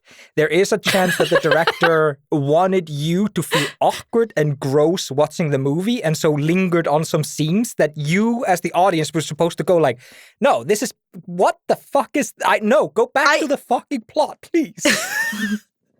I get what you mean, but I feel like it would have worked better if it has, all those disgusting aspects had been exclusively tied to what the king was doing, instead of showing random people that just stumbled into this mess, being in very disgusting scenarios or positions. The woman with she was still wearing her shirt, and for a brief moment it cuts to her chest area, and you just see those stained nipples. And it's why? She's already being demeaned. Why did you have to do that to her? I haven't seen the movie. I'll take your word for it. This sounds like a crazy fetish movie. I'm not gonna lie. It sounds wild. The thing is so when I was rewatching this, I thought the same. But if it had a fetish, I couldn't tell you which one it is, because it's it's all over the place. This is one person's very specific fetish. Yeah. Making there's women headbutt each other until one dies. I have a very specific thing. There's one scene I absolutely love, though, and it's a female It's of a female concubine who is supposed to seduce a high government official as if he was the king. And she does that by sitting on his face and like without her panties on, everything like covered in her dress. But like she recites or like she comes up with a poem describing her own vagina. And it's so fucking poetic. Like, I took a screen cap of it because I'm like, I love how it is presented and like, like the poetry. Even though I don't fucking speak Korean, is on point. The way it is shot is on point. Like, the only thing really disgusting about this is just that like she's literally sitting on his face and describing her own vagina to him in a poetry form, and like he's really into it. But I love this scene. Incredible. Like, is that supposed to be? Like, what are you upset with? I mean, he's a disgusting old man. Oh. I got nothing. It's a rough one. It's crazy. You mad at the band for having dinner and a show? Like, she seems very talented. I'm gonna send you the snippet later. God, yes, this sounds hilarious. Holy crap. I love the flowery description she gives. She's like, oh, it's like what's it? Like a mussel wagging its tongue. It's like a toothless monk with, like with just his gums. It's like a persimmon with a pearl inside. I'm like, wow. Yes, describe it more. I love it.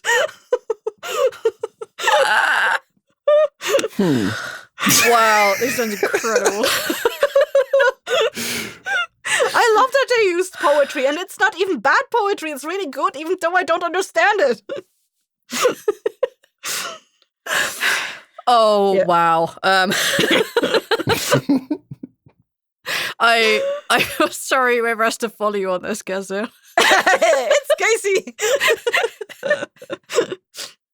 No, we have to stay in this circle, otherwise I'll freak out and I'll forget who's next.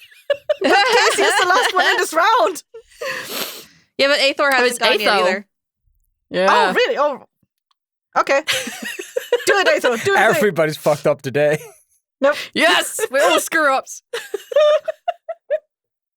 All right, Aethor, what have you got? So, my second So Bad It's Good movie. It is complete nostalgia. I don't pretend that it's anything else. There's a horror movie I saw, like, when it came out. It gave me nightmares, like, for days on end. I've rewatched it as an adult, and it's not that scary. Like, this was just random. But I enjoy the movie. I enjoy the characters. I enjoy the acting. I like the scenes and shooting and whatnot. But nothing's good about this movie. It's pretty mediocre. It's I don't even know what year it came out. The House on the Haunted Hill? Like the 1990 something. I watched that movie so many times. Wait, as a young'un. The House on Haunted Hill or The Haunting of Hill House? No, not Haunting of Hill House, the Netflix series. The House on the Haunted Hill, the movie from 1999, I think. Okay, well, because there's also a 1990s remake of Haunting of Hill House, the 1950s movie. I think I'm talking about that one. I think I'm talking about that one, which came out in 1999, and has who's playing the creepy old guy with the mustache? No, but none of these people are like noticeable, except maybe Chris Kattan. But who cares? It's a stupid horror movie. The premise is there's a millionaire who loves scaring people, and he's like, I have created the most horrible experience in the world in this old burnt down asylum. I will pay you $1 million if you manage to stay the entire night in my haunted asylum. And then he was just going to spend the night scaring people. But it turns out the asylum was actually haunted. Ooh. Okay, yeah, that is the House on Haunted Hill. And it has some very weird and strange scenes that I just like. They live with me so well. There's a scene where a woman's walking around with a camera and she's seeing like the ghosts in her camera in her viewfinder, and then eventually the ghosts start looking at her more and more. And then she screams off camera and the people come in and they see like a blood splatter that goes like across the floor, up the wall, to the ceiling, and then across the ceiling and just into another wall and disappears. And it's just, I like it. It's stupid. I like it. It looks terrible. It's obvious that they just like did blood splatters on the ceiling and then raised a wall like against it. It's stupid. You just reminded me of that horror movie of like the cell phones that kill people. It was like really old. What was that movie? Cell phones that kill people. I don't know that one. All of them. It was like early 2000s, like PG-13 horror movie. So it was terrible. And it was like people would get messages. It was kind of like following up on The Rings, like 7 days, like, phones are scary. Like, whoa. Is it mystical? It was kind of doing that. No, you're not talking about Cell Phone, which came out in 2022. That's No. I don't know that one. I'm trying to think. Not Cell from 2016 where a cell phone signal turns people into zombies. No. Okay. Apparently, this concept is used a lot. It's been used. No, the Haunting on Hill House, it has like a known special effect guy, but he got basically no budget, so he was just using props from old things and just like flipping things in and trying to make it cool and awesome. And there's like one scene at the end of the movie where the entire like asylum is coming alive. And I was watching it in like somewhere. I bought it at Walmart and I was watching it on my computer. And the scene where the entire hallway starts moving and teeth start coming out of the wall, it's like noticeably lower quality than everything else in the fucking movie.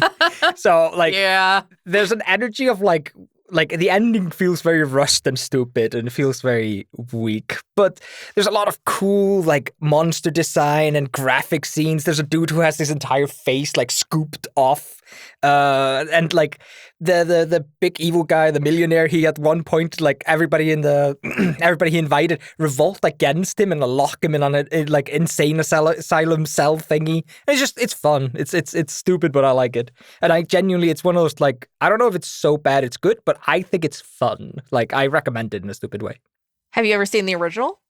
No, I can't watch black and white movies. Something about it just turns me off instantly. I think there's a colored version of it. There's like a color restored version of it. No, they, like when they used to go do it, like where they do it cell by cell. Anyway, it's the House on Haunted Hill, 1959, starring Vincent Price. It's so goofy. It's such a fun movie. I definitely recommend checking it, buying it from Walmart and checking it out because it's super fun and there is the worst skeleton I've ever seen in a film in that movie. So I cannot recommend it highly enough. Is that one where the skeleton pushes somebody into a pool? Oh, sorry. That is the one where the skeleton pushes somebody into a pool. That is the original House on Haunted Hill. Okay, fine. I might check it out just so I can see that scene in its natural habitat. Oh my God, it's amazing. You can see the strings on the skeleton. It is the most beautiful thing you'll ever watch in your life. But this is like one of these, like in the 90s, there was like a bunch of like remakes of older movies. Like that's what I was saying. Like there was a remake of the House on Haunted Hill, which is the one you're talking about. And there was a remake of Haunting of Hill House, also not good, but more in a way that makes me mad. And there was like the remake of Psycho. There was 80s? Like there's a bunch of like weird horror remakes in the 90s, and almost none of them were actually good. But this one sounds like at least it was fun. I actually haven't seen it. I've been meaning to watch it. It's been on my list. It's definitely okay. It's definitely like a product of low budget trying to hide its low budgetness. I think like there are two things that really stand out apart from like the flair of the millionaire right at the beginning. I believe that there's like an old-timey like flick show thingy where like they stare into like the thing and then it spins around and you can see it slowly move. Like that made me uncomfortable watching that. There was just something about it that was just really creepy, and that's the only thing I really remember. They add a ghost to it, so it becomes like this like really weird, creepy. Oh, it's good. It's good. Yeah, it's like it begins to move at you and you're like, oh, I don't like it. And then the ending, because like the house, like the girl gets out and she sits on the window ledge and it's like the thing slams behind him. We're like, oh no. And then the house lets out one other random guy and he also gets to sit on the ledge. And that's it. They're on a ledge on the side of this fucking building overlooking the sea. Like, they're fucked. That's kind of the only thing I remember about the ending of this movie. Oh, the checks for $1 million are also standing out of the window, just slightly. So they will die millionaires of starvation and heat stroke. Wow. That's so bad. But yeah, if you like kind of like, that kind of era movie, it's definitely worth watching if you haven't already. It's a hoot. It's different. I'm looking up the old movie, the 1959 one, and as far as I can tell, it's out of copyright. You can watch it for free on YouTube. But if you really want to give somebody money, Google will take your money to watch it. There's just like a giant button, just watch here, 400 kronas. And I'm just like, why? It's free on the internet. You fuckers, get the fuck away from my wallet. Well, they want it, you know. They just want your money, Athal. They love money. Because you don't know any better. You don't know how to use walmartbay.org. Walmart Bay.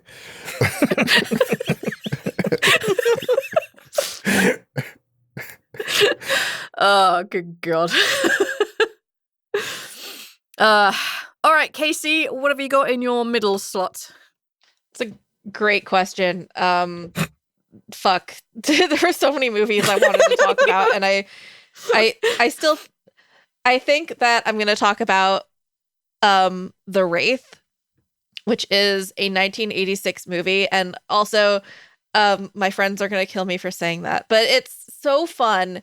I just know that it's not like a technically good movie, so I think it's okay to call it a bad movie. I think like it didn't really make a lot of money. So The Wraith is a sci-fi action film. It is about 3 comets that become one comet that becomes a car that is also a guy. What? It's about cinema. What is it about? Nobody really knows. It's the story of Charlie Sheen moving to a small town and falling in love with Sherilyn Fenn, and then Sherilyn Fenn has a really possessive boyfriend who's not really her boyfriend, that is Nick Cassavetes, and Nick Cassavetes also runs a car gang that, like, when they find cars that they like, they challenge them to street races and then steal their cars. And so then this mysterious stranger in a Wraith car comes and starts challenging one by one all the street gang to races, and then they die. And there's so much happening and so many lost plot threads. And this movie was made in Arizona, and you could sure tell because everyone is wearing fucking turquoise. Like, it's the best, Casey. That's some Americanism I did not know about. Mm-hmm. It is the fact that Neil started laughing tells me this is probably just a known thing in the States. Arizona's known for turquoise. Yeah. It's a vibe. Is that a color? What is that? For us non-Europeans, what is it? It's a stone. Yeah. Oh, okay. It's just a color. It can be a color, it can be a brand, it can be a stone. I don't know. It could be a drink, for all I know. Yeah, it's a horror movie kind of, but also it's kind of like a sci-fi movie. And the guy, the Wraith, is it a ghost? Is it an alien? Is it an angel? I don't know. Who the fuck knows? They never explain it. Charlie Sheen is ostensibly the main character of this movie, but he's barely in it because he stopped over in Arizona on the way to go film fucking Platoon to like make it for like 2 days. And all of the bad guys have insane names. Their names are like Minty and what else are the fucking names? Hold on. The gang has like the funniest names. Skank, Gutter Boy, Minty, and Augie. Oh, and Rughead. That's classic, like 80s motorcycle gang names. Yeah. You And should be able to look at the names of all your friends and know, you know. and know which of your friends is Skank and which one of your friends is Getter Boy. Dibs on Chunks. I'm Chunks. Just know if you're around the right people, you know.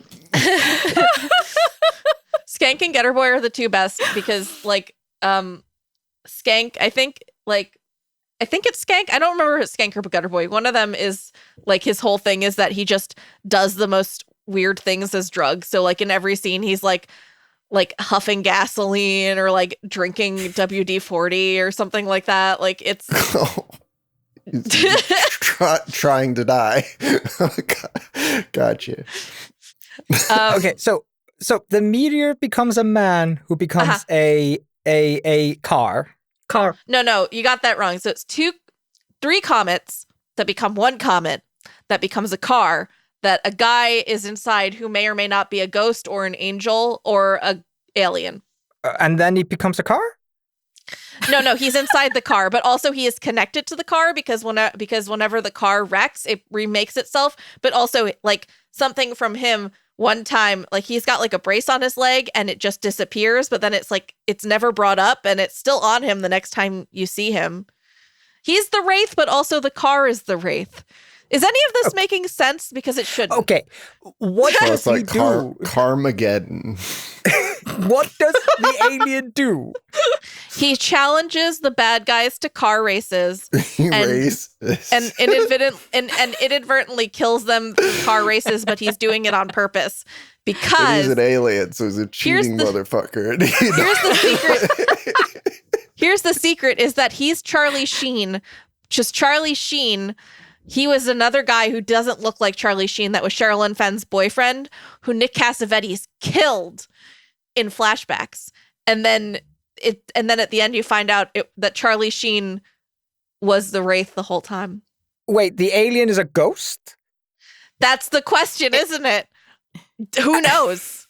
I have no answer for you. I've seen this movie at least 20 times. It's amazing. I have no answer for what's happening in it. This sounds like the perfect 80s movies where they were just like, the alien comes down, and then at the end it may have been the ghost of Charlie Sheen from a relation past. Like, it's one of those. It's a cocaine-fueled nightmare. My favorite thing about this movie is that Charlie Sheen is supposed to, like, when they reveal that Charlie Sheen at the end, that he would, like, his name is something. What is it? Like, Jake. And then, the guy that he was before is named Jamie, right? But also, when they show you the flashbacks of Jamie getting pulled off of Sherilyn Fenn when they're, like, about to have sex, and Nick Cassavetes, like, straight fucking murdering him. They're like, this guy is so clearly not Charlie Sheen, it's not even funny. Like, the first time my friends showed me this movie, and now I inflict it on everyone I know because it's amazing. I remember seeing that and going, okay, can we pause this movie for a second? Is that supposed to be Charlie Sheen? And they're like, yes. And I went, it's so very much not. And they went, yep, exactly. And then they just continued the movie because it's 1986. There's no better explanation for this movie than 1986, I think. Things were happening in the 80s. Cocaine. I'm so confused because like this entire time you're describing this movie and I'm thinking of a song called Phantom Racer, which includes the band Proto Man, which I enjoy a lot. And I'm 99% sure these two things have nothing to do with each other, but like it feels like it does. So I'm having to like de-stick my brain every time I try to talk. It also has an incredible soundtrack with like a bunch of really great 80s hits, like there's like some Motley Crue, there's some Robert Palmer, Stan Bush, Ozzy Osbourne on there, Bonnie Tyler for some reason. Yeah, stacked cast. You've got Charlie Sheen, obviously very famous Burnout. Sherilyn Fenn from Twin Peaks. You've got Randy Quaid, the sad, weirdly less insane Quaid brother now. you got Clint Howard of Ice Cream Man fame, and also, I guess, more importantly, being Ron Howard's little brother. But you got Nick Cassavetes as the bad guy who went on to direct The Notebook. Is The Notebook any good? I would say no. I hate that movie. I don't like any of those movies that are like those romance movies that were written by that one dude that wrote The Notebook. I don't know what his name is, but like at one point, like a bunch of his movies got made, books got made into movies, and I watched a bunch of them because like all of my friends really liked those movies, and I remember watching them and being like, why?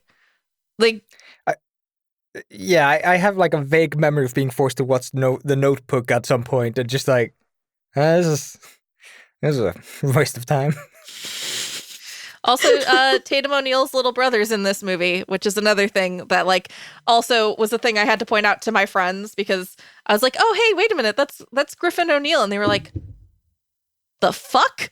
Like this movie had like a weirdly like very stacked cast for the 1980s. Like, sorry, I love this movie so much. It's like one of my all-time favorite movies. It's probably, I'd say, like in my top 10 favorite movies of all time.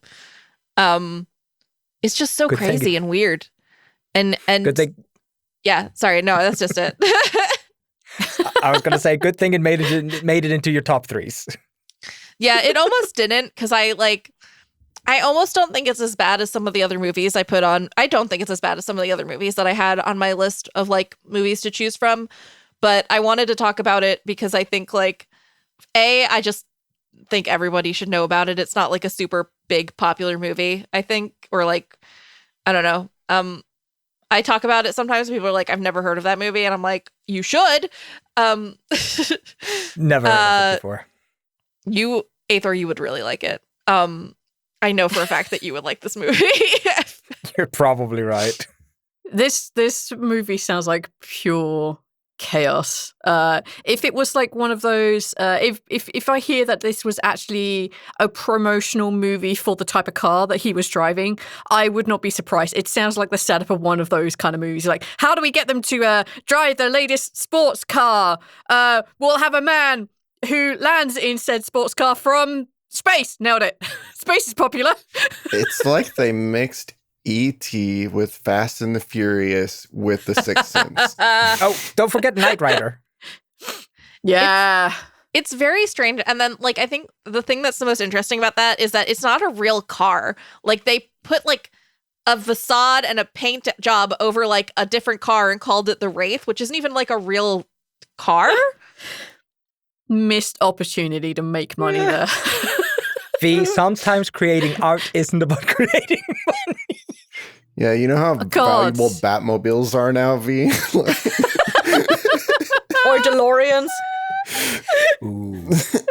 This is the sellout season. We have to think about money this season. All right. Let's move on to our top round. So I want to talk about a movie that came out in 2003. This movie is the third of a sequel. However, and culture. There were many movies that turned up after this that made it no longer a trilogy. But yes, this is the return of an incredible franchise called Terminator. Terminator 3 came out in 2003. Oh my and God. also Lord of the Rings, but fuck that movie. I want to talk about, however. I thought if you're actually talking about Terminator 3, I'm going to be like so excited. But just because that would have been like the funniest way to intro it, like that would have been such a good long con. It would have been fucking intense. My third honorable mention is Return of the King 3. Anyway, it's not. The movie I want to talk about, and I spoke to Aetho about this at length, so he kind of understands what I'm thinking here. I generally believe that you should be able to make whatever art you want. You should be able to tell whatever story using whatever tools you have, and if it's an artistic piece or if it's content, I think you should generally make what you want, and I support artists in making and telling the stories they want. but there is a man out there who really tests my patience. Only one? Is it Michael Bay? No, this man tests my love for artists to create whatever they want, to tell whatever stories they want. And this man is Neil Breen. I hate Fateful Neil. Findings. He's trying really hard. I know. And this is what gets me, right? I think you should be able to make whatever you want. And if it's low budget, it's indie, you fund everything yourself, which he does. He's a smart businessman, right? He doesn't make the next movie until the previous one paid itself off. And I respect that as a choice. But I really hate his movies. I really hate them. I don't think they are so bad it's good. I think they are a cautionary tale that every student should have to watch. And they only need to watch Fateful Findings because of all the horse shit that he does. It's all in Fateful Findings. It's all there. It's bad, like, framing, it's terrible control over audio, whether the air conditioning on or not, it's completely potluck. Maybe it's there, maybe it's not, who knows? It has terrible props. The hospital scene is all filmed in the same house as his actual house because it has fucking carpet, which you don't have in a hospital because it gets covered in blood and is very unhygienic. He has the worst props in the world. Nobody in this movie can act, and if they can, they're being let down by him and the script. He does, I want to tell you that this character is doing this thing because they feel sad. And rather than showing it, he has the character say, I am losing control. That's why I'm being an asshole. It is awful. It is unbelievably awful. We watched this today because I needed to be able to rant about how much I fucking hate this movie. The only note I have here is holy shit. It is awful. He really tests my patience. Can I tell you, V? I almost put this on my list. This was going to be one of my honorable mentions. I love this movie. I love this movie. Sorry. I was going to say 100%. The only reason it's not on my list is because V said it's going on hers. And that's genuinely, it's such a good movie. It's not. Like, you watch this on your own. This movie is unwatchable. You have to have the context of knowing this man funded itself. You have to have the context of knowing that this is so bad it's good. He fought a tiger. Not in Fateful Findings. That I believe is in Pass-Through. In Fateful Findings, there's that weird ghost that appears at the beginning, randomly appears throughout the movie, and appears at the end. It does nothing. I gotta nothing say, for the plot, Neil. The fact that you can name two movies by name means that you fell for it twice. So Neil got you. It wasn't like you saw the first one. It's like, well, maybe you improved. I was gonna ask, how come you've watched more than one movie that you know this director's? It's Athel's fault entirely. Athel, how dare you? And Red Letter Media. It is also their fault. Like, I've watched Pass-Through, Fateful Findings. I think I've watched Caleb the Tortured Crossing. Yes. I hate them all. But the thing is that the things that people think about Neil Breen for, like bad acting, bad props, bad cinematography, bad audio work, bad scripting, bad acting, all of these classic things are included in this and should be shown to every film student to learn how not to make a movie, right? But also all the classic things for Neil Breen, the face mask with the oxygen on top of the mask, it's awful. The millions of laptops is in this. The end of the movie where he's like, I'm a super hacker, and all of the Congress people kill themselves. He has that power. It's in this movie. The incredible Oscar-worthy, I can't get you out of this one. I simply cannot believe it. I cannot believe you killed yourself. I simply cannot believe it. It's in this movie. That's my favorite. When my friends and I, during COVID, like right at 2021, this is really quick story. I saw this movie for the first time. 2021, my mom had I just found out that my mom had cancer. Claudia came up, my sibling, we stayed at a hotel together, and my friends and I had been watching like movies together, and I was like over Zoom during COVID, and I was like, this has been a horrible fucking month. I need to watch something stupid. And my friend, I think it was my friend Emerson, was like, I've got you. And we were watching this movie, and we saw that, and it was so, I'll never forget because it cheered me the fuck up. And then it became a meme in my friend group, the like, I cannot believe you committed suicide. I can't get you out of this one. Just go get out this one this time, Jim. It just became a fucking meme, and like we'd just be like hanging out, and somebody would go, "I cannot believe you committed suicide. I can't get you out of this one this time, Jim." And like anyone who hadn't seen it would be like, "The fuck are you talking about?" And it would make us all like crack up. This movie, Neil Breen, if you're listening to this, keep doing you, boo. I believe in you. Neil Breen's a busy man. He's one of our 5 listeners. It's just crazy, like, because I think Tommy Wiseau kind of opened the door for this to be a cultural like thing, you know. And I think Tommy Wiseau is mostly like self-aware now over time, and he's having fun with it. But like, no Breen is. He's just not aware. He has to know, right? That it's. See, the thing is, I can respect him as an artist, right? He doesn't make a new movie until the old one has been paid for. He tries to do literally everything himself. It's self-funded, so it's not like getting money in from someone else.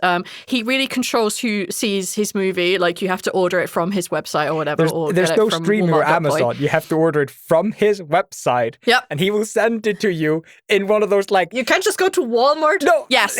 Well, you can go to Walmart. But like he doesn't allow his movies to be shown at midnight as like a schlock movie. He wants it to be played around 8 o'clock because he wants to be treated as a serious movie. Yes. And like he has morals. He has ideas.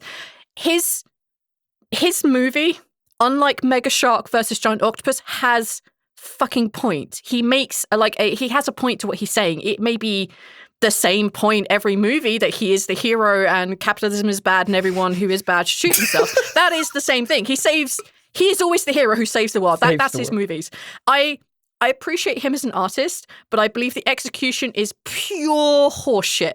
And I wouldn't normally rail on indie creators like this, but he has out and out said he does not care what people think. He is making this movie because he thinks it's amazing. So I don't feel so bad, but he has to know. He has to know that his stuff is horseshit.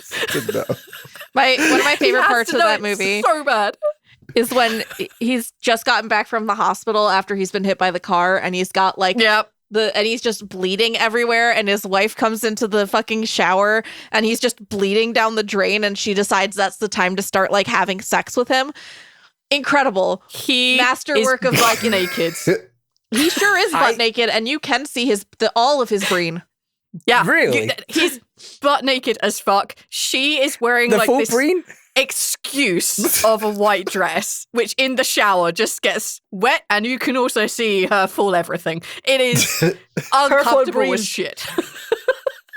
Can I just real quick, because I love this fucking movie. I rewatched it with V today. Just talk about some things that just bring me so much joy.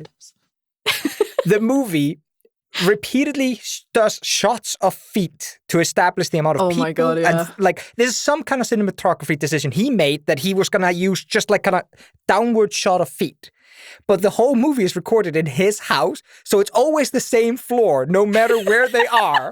So it's so fucking confusing when they're supposed to be in the hospital, and then they shoot at the feet, and it's just carpet. The same carpet in the house. It's so confusing. And there's a single scene where they're not in the carpeted room, and that's when he's supposed to be bleeding, and Neil Breen knew that cleaning the fake blood out of the carpet would have been annoying, so he put them in the bathroom with the tile. So it's the only scene that has different flooring. In the movie, he has 2 therapists. One of the therapists is very worried about his like financial success, and then the other therapist is more worried about his spiritual success. This financial success therapist has him sitting at the end of like a 3-meter table. They're so far apart. They're never in a shot together. And Neil Breen is like, the cinematography, I'm showing the metaphorical distance by putting physical distance between the two of them. But then you have the spiritual therapist, and they're sitting, like, their knees are touching. They're so close together. They're in, like, a coat closet. Yes, so bad. bad. It's so bad. And he clearly understands the idea of speaking through cinematography, but he has the understanding of a 13-year-old, and he executes it with such gusto and belief that I love him. I love him so much. What about it's just all of his laptops? He has at least 20 laptops, and he keeps destroying them. Every time I watch it, I like cheer when he throws the book at the laptop. I'm like, yeah, you and breaks that the key. laptop. It's hilarious. The scene when he gets a headache and he has the coffee and he's like, oh, I have to drink the coffee, and he like stumbles to the table. My God. But then he managed to lift his head and he does the fattest lick of his lips as he's like, coffee. He goes backward and spills it everywhere. And the licking of the lip is such comedic timing. It's so good. What was his laptop budget? That's my real question for this movie. What was the budget like, and how much of it was spent on laptops? Not a single one of those worked, dude. Oh, and not a single one turned on you. I learned a new fact about the movie today because I was just like looking at Neil Breen's website. The Rolls Royce that hits him at the start of the movie and the very fancy Ferrari that Jack kills himself next to, those both genuinely belong to Neil Breen. And Neil Breen refused to let the Jack actor touch more than just the window of the... That's why he's just cleaning the wind mirror? No! Like, as far as I understand, he is actually a very successful realtor in real life. Like, he's doing, like, his movies on the side. So he funded all this himself. Like, everything, like, if you look at the credits list, anything that has an N or a B in it are fake companies that he just wrote on there to make it look like a bunch of people were involved in this movie, but then immediately ruins the illusion by sticking a great big fucking paragraph underneath saying if it has an N or a B in it, I did it. Like, that's the shit, dude. V is not lying. In the credits at the bottom, it goes, any company that has the letter N or B in it were actually activities, like duties performed by Neil Breen. He literally put that in his fucking credits. So, and why? All the companies. just like one real. Just, he uses his name in other places, including in that list of credits. Like, the fuck are you doing, man? I hate this movie. I really hate this movie. I think it is an absolutely abysmally shot, made, and written movie, and people should analyze it on how not to make a movie. I don't want to watch this movie ever again, and I only watched it again so I could more accurately pinpoint moments that piss me off. Yeah, that's Fateful Findings. Crazy. This is not the last time I will be seeing Neil it. Breen is like lightning in a bottle, you know? He is a unique human being. I respect him as an artist. I think his art is shit. Crazy. One of my friends has a Letterboxd review of it. I just went to go find it on Letterboxd so I could make sure that I had reviewed it. And the Letterboxd review my friend wrote is barely a movie, but what a ride. Yeah, that is unbelievably accurate.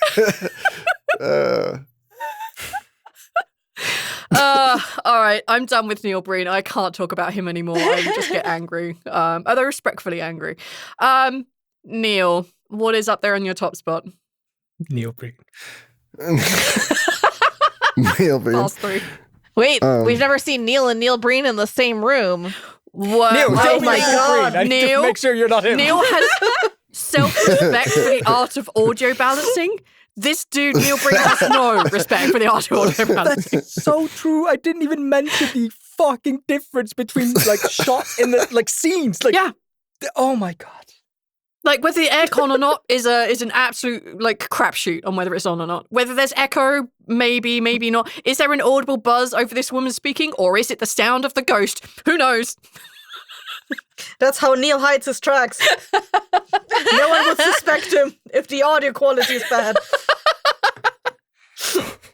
So there is a movie, I believe sometime around 2007 or something, that released, and I watched it, and I learned the other day that it is actually a remake, and it's kind of interesting.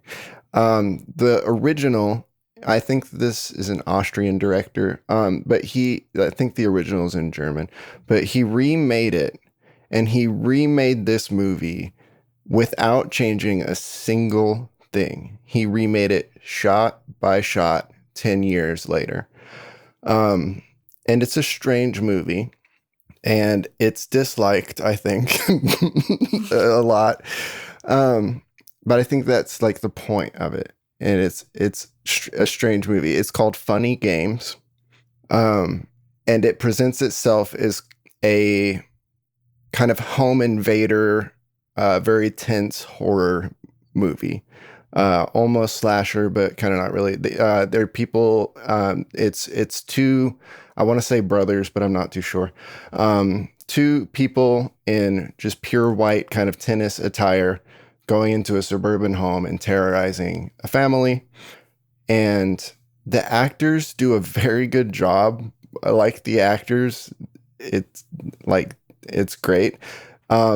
Halfway through the movie, though, one of the family members gets, this is big spoilers, but whatever, gets hold of the shotgun, and shoots one of the two bad guys with it. Whoa, big win. And the other guy comes in panicked, and he starts looking around for something and screaming about, where is it? And he pulls out a TV remote and rewinds time so where you don't get that victory at all. And from then on, it is breaking the fourth wall. They're talking to you directly at the camera sometimes and terrorizing this family. And the point of the movie becomes you have the power to, you are the ones still here. You have the power to turn this off. You wanted this. What is wrong with you? It becomes like an introspective on you. And it's so strange. You show up for an art gallery, and all you get is fucking weird clown mirrors that make you look bad. it's that are pointing at you. Laughing. But the fact that he remade the movie 10 years later, he didn't change a single line, just completely remade it. It's kind of crazy. Why would anyone do that? That's a baffling he wanted choice. to.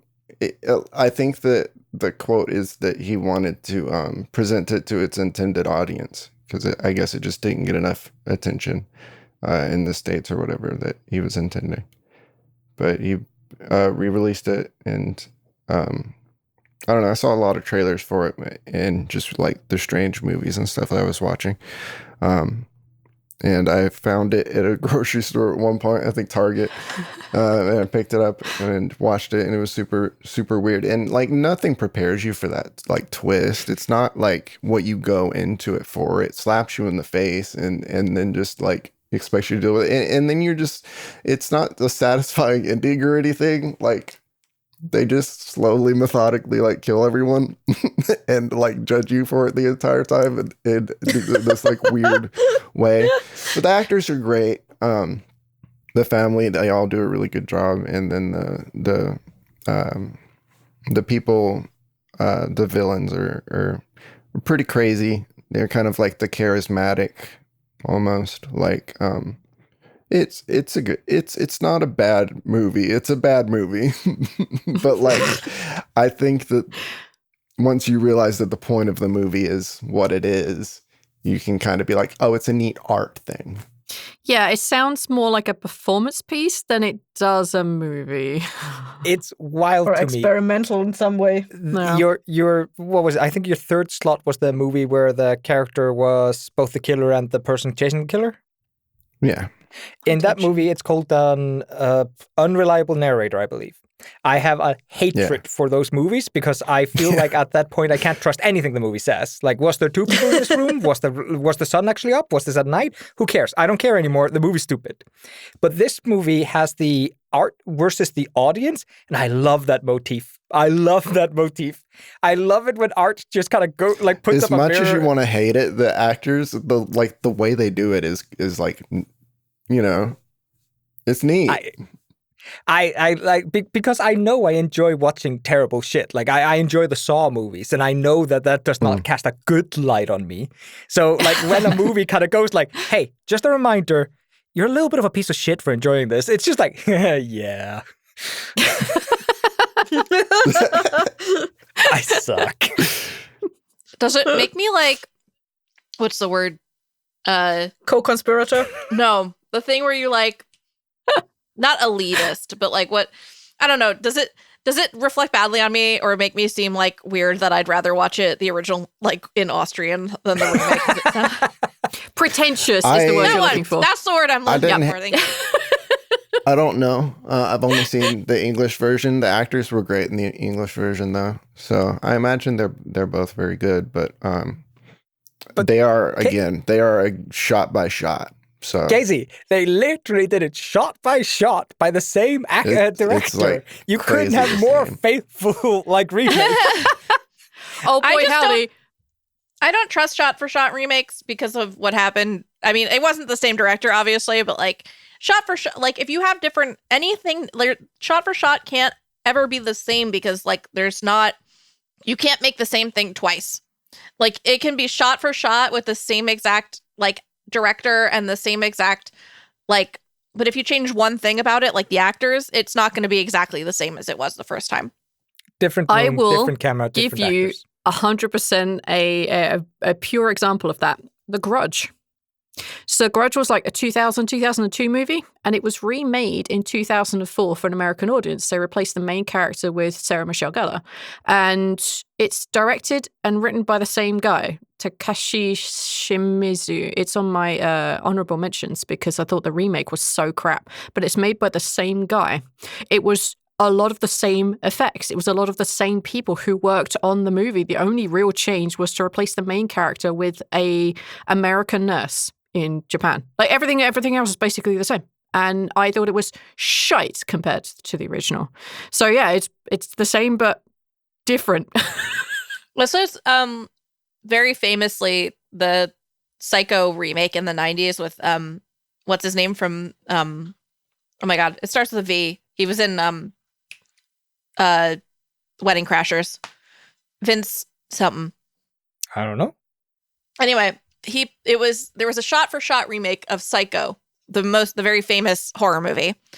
And it was hot garbage.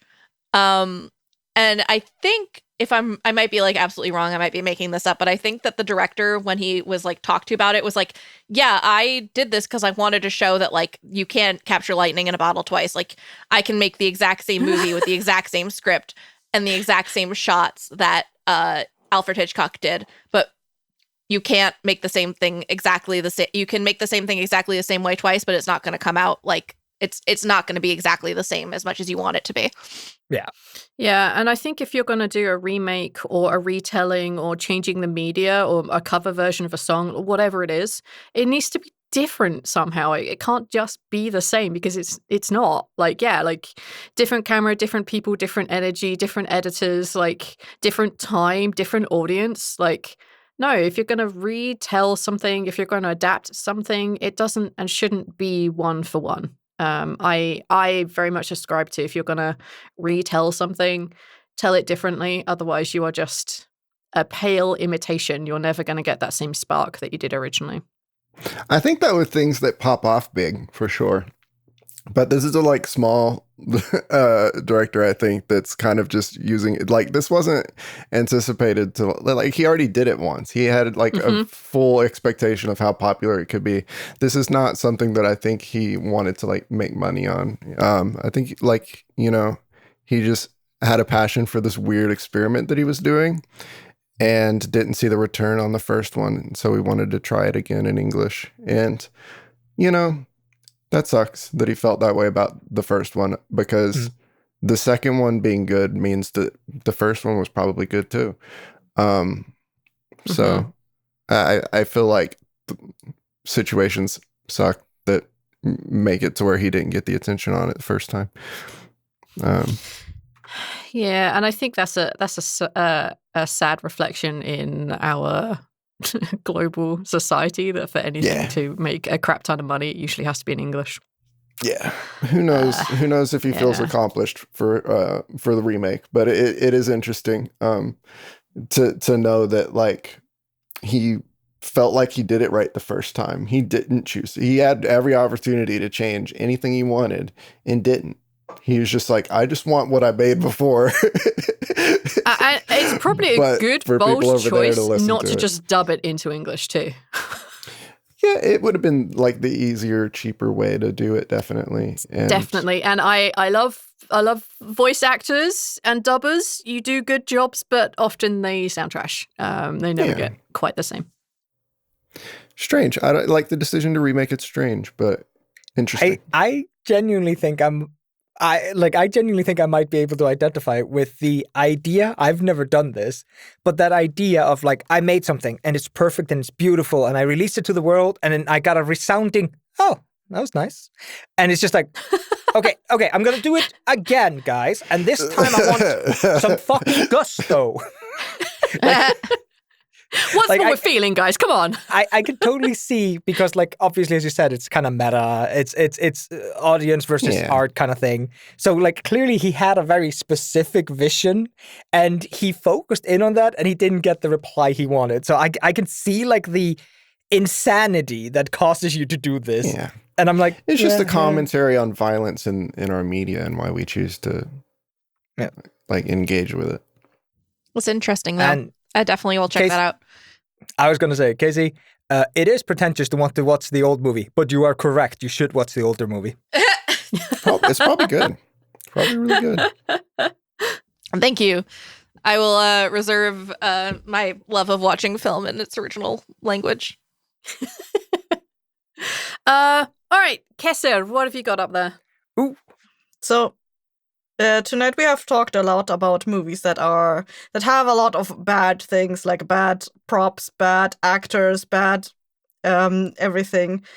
My top thing is a thing that has the exact opposite. It has high quality props, it has high quality acting, it has high quality effects. Everything is really amazing. Avengers Endgame. But it falls apart at the script. What was it? I was jokingly shooting at the Marvel movies. Close. It's James Cameron's Avatar movie. Yes, correct. That movie is the most high budget piece of garbage I've ever seen in my life. Yep. Not just the first one, but like all of them. Like I generally love the movies for the world building and the visual effects, but the writing is just absolute trash. Also, funny. there's a good video on my alarm going off. Oh no! Wake up, Neil. Wake up. There's a good video on like a lot of the original intentions of the music and how it got really like. I think I sent that to you, or maybe you saw it before. I don't know, but like they wanted to make music that is very alien to fit with the alien characters, and James Cameron heard it and was like, "No, this is too alien. The audience won't understand this." They did so much work. Wow. They had people that knew what they were talking about in all of this different music from all around the world.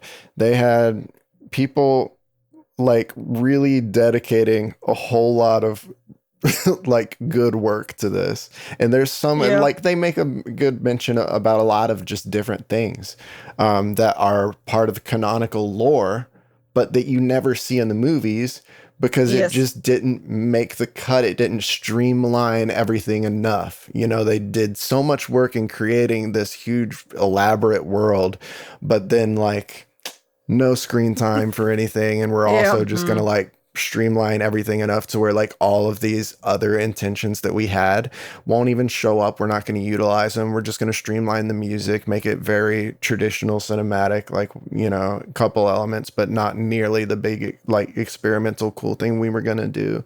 Like you wasted all that work and time though, and those people feel kind of cheated, I think. You know, it seems like they did when they were talking about it, because like they're legit. They were cool. As I understand it, they use a lot of the elements that didn't make it into the movie in the game, Frontiers of Pandora. Really? Like, I hear a lot of great stuff about it, that it has, like, a lot of you learn so much of the lore, and, like, there are so much more characters in it that, like, you experience the world as it should have been in the movies that they didn't put in the movies. There's so much through the games. I mean, a lot. they did. I learned a lot just from that video on the sound and music intentions that didn't make it. Like, imagine the rest of the bullshit that this guy just sat and wasted a bunch of time writing about. There were speaking of the music, like a lot of their music was supposed to be based on the 16 planets that are in this planetary system, and they have like this thing where there's like 16 drums, and each represents one of the planets or the moons of those planets, and like none of that made it to the movie. It's like, what the fuck? There's so much world building that is there, but that is not used in the movies, and it's so heartbreaking. And instead, it focuses I hate 90% it so much, but like that's me though. I do military parts or whatever. I do that same shit. I can't write a plot, but I'll have dumb ideas for like worlds.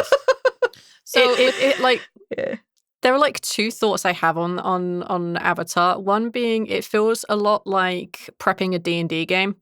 There is so much world lore that you never get to learn. And it's really hard to like put into a normal like everyday conversation. Let me tell you about like the third moon above like, you know, Dead Sky Mountain or some shit. Like that will never naturally come up. You'll never naturally learn that. It has to be dropped in such a weird and awful way. But it also feels a lot like this is all setting and no story, which is where a lot of folks tend to fall down when it comes to storytelling and, like, for example, like doing any RPG. There is so much world building, they forget to actually put a plot in. And the world doesn't support the plot that you eventually write. Avatar feels a lot like that to me. Yeah. There is so many plot hooks in there that would be so much more interesting to follow. Yes. But no, instead we focus on the fucking sky people invading this planet. Like I would happily watch like a documentary or style movie thing, like just of the planet and the creatures that live within it. I don't need the fucking humans to like build a relationship to and have like. Wouldn't it be amazing if the movie actually just was a documentary, right? It was a documentary on how the sky people were coming, and that's it. Like, I want it to be filmed like District 9. Oh my god. With That'd be kind of cool though. The plot of the movie, I feel like most people don't actually remember the plot of the movie. Like I don't. My friends and I have this game called Roll Credits, where you'll say the name of the movie to someone and then you say roll credits, and they have to tell you like scene for scene what happened in the movie. And nobody can do Avatar. And when we check it at the end, we have to go on the wiki, and we all immediately forget. Like nobody it can just do erases Avatar. itself from your memories. Yeah, it does. It's horrible movie. I remember watching it. In school? Yeah, I was in high school when it came out. I think it was like came out either my junior or senior year. And I remember I was in my senior year, and I had I was in like a class on like acting or like playwriting or something with my like English teacher was running it, and he had us one of our classes, we just like went down to like the room where he did it, and he was like, we're watching Avatar today, and I was like, I'd already seen it in the theaters, and I was like, no. I was like sitting in the back of the class. I was like, I just want to leave. I was like I almost skipped class, and I was like a really good student. I never skipped class when I was in high school. I'm so sad about the fact, like, I watched the extended versions and the ones where there are like the cuts that didn't get rendered fully, like the concept stages where they have like the actors acted them out, and they have like those low poly scenes where we basically just see like a low poly thing with the actor's face projected on the the thing, and like if you watch those scenes in the first movie, it actually makes the movie so much better in my opinion. But without them, it doesn't really make sense. And I'm so sad that the second and the third movie don't actually have those. Since the outtakes thingy and the like bonus content stuff was like a Blu-ray era thing that doesn't exist anymore today. I'm like, there's so much stuff that probably would have made the second and third movie so much better, but we're never gonna see that because the bonus content is just, it's not out there. I mean, there's a bunch of cut scenes from the second movie that are making its rounds, but I'm pretty sure there would be more. So they remake that song too, but it's shit. Corvette, and everything is blue for him. That song's about Jake Sully. I literally only remember the name of the main character because there's a little cartoon jokey skit with we all know it, like about Avatar that uses like the guy who made mall clerks, mall rats. Kevin Smith. Oh, yeah. He's from New Jersey, by the way. Cool. Moving on. Sorry, I get excited when people are from New Jersey. It's like, No, there's like We're a the little best. cartoon short where he uses the word Jake Sully a lot, and it's just stupid. Jake Sully, it's not time to use your noodle drinker. Yes, is that his name yes, too? shit like that. But is it true forgot what that. I heard, which is they made another Avatar movie, and Yes. instead of making a new villain or interesting plot, they just cloned the soldier guy from movie 1 and just posted him back in? That's the second movie. Did they do that? What the That's- fuck? That's just So the first villain from the first movie, the military guy with the I don't remember what his name Nobody was. remembers. But like he has uploaded his memories to like, because they can just copy memories and send it to like making a new avatar and stuff, and it's got sent back to Earth. They cloned a Navi out of his memories and sent him back because he's the only one that remembers what the fuck happened in the last battle. Why did they do that? He was an asshole. Yeah, he was an asshole. Dumbass battle. Yeah. Just imagine you waited like 15 years for this movie to come out, and they reused the bad guy. Like, but he's a Navi now. You don't understand. He's a Navi now. And in the third movie, he gets to tap some ass. oh my Okay, god, wait. he's in the third movie. hold the phone. This is another fucking example of Bigger Raptor. Have I ever told you guys about Bigger Raptor? So there's this theory I have. This is a Casey original. Ooh. Of like sequels to movies not having enough thought process to like ever to make like new and interesting villains and falling back on what I call the Bigger Raptor. So it's like in Jurassic World, what was the fucking villain? It was just a giant fucking raptor, right? It wasn't like a new or interesting thing. It was just a big raptor, right? And then what's it called? Around the same Lost. time, there was like another sequel to Terminator that came out with Matt Smith, and the villain in that was just Bigger Raptor. It was basically T2 with like slightly bells and whistles, but it was literally the same thing. It's just Bigger Raptor. So my theory is that if the villain is the same villain as the first movie, just like with like just enough of a change to call it something new, but not enough of a change to actually be something new, that's just Bigger Raptor. Yeah. Yeah. No, a good definitely theory. it's Bigger Raptor shit. Oh fuck. Yeah. Every movie needs to do that. To have Bigger and- Raptor. We just have like Bigger Dachin in TLD2. Like, he just comes back and instead of being like a 6 foot something half elf, he's like an 8 foot like dragonborn or some shit. I was gonna say he's a Goliath now. Yes. Lord of the Rings, but the ring just keeps getting bigger and Frodo wears it in a different place. He's not getting bigger, he's coming closer. He's just closer to the screen. We created this cinematographic masterpiece by just bringing the camera closer to the bad guy. Yeah. It was They so were funny. getting the bad guy closer to the camera. The camera stays completely still. Oh, I'm sorry. I'm not creative enough.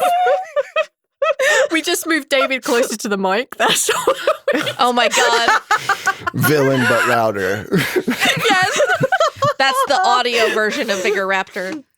Yeah. Louder So we Dachin. just have a note in all of our QCs. David is at this timestamp. Please make him 4 decibels louder than all of us. Sorry, He that just uses tomato-G all the time. the fact that they just bigger raptored the villain for Avatar 2 when the Avatar 1 villain wasn't even that interesting is like crazy to He me. had so many bajillions of dollars and wasted it on coming up with dumb music instruments that don't exist.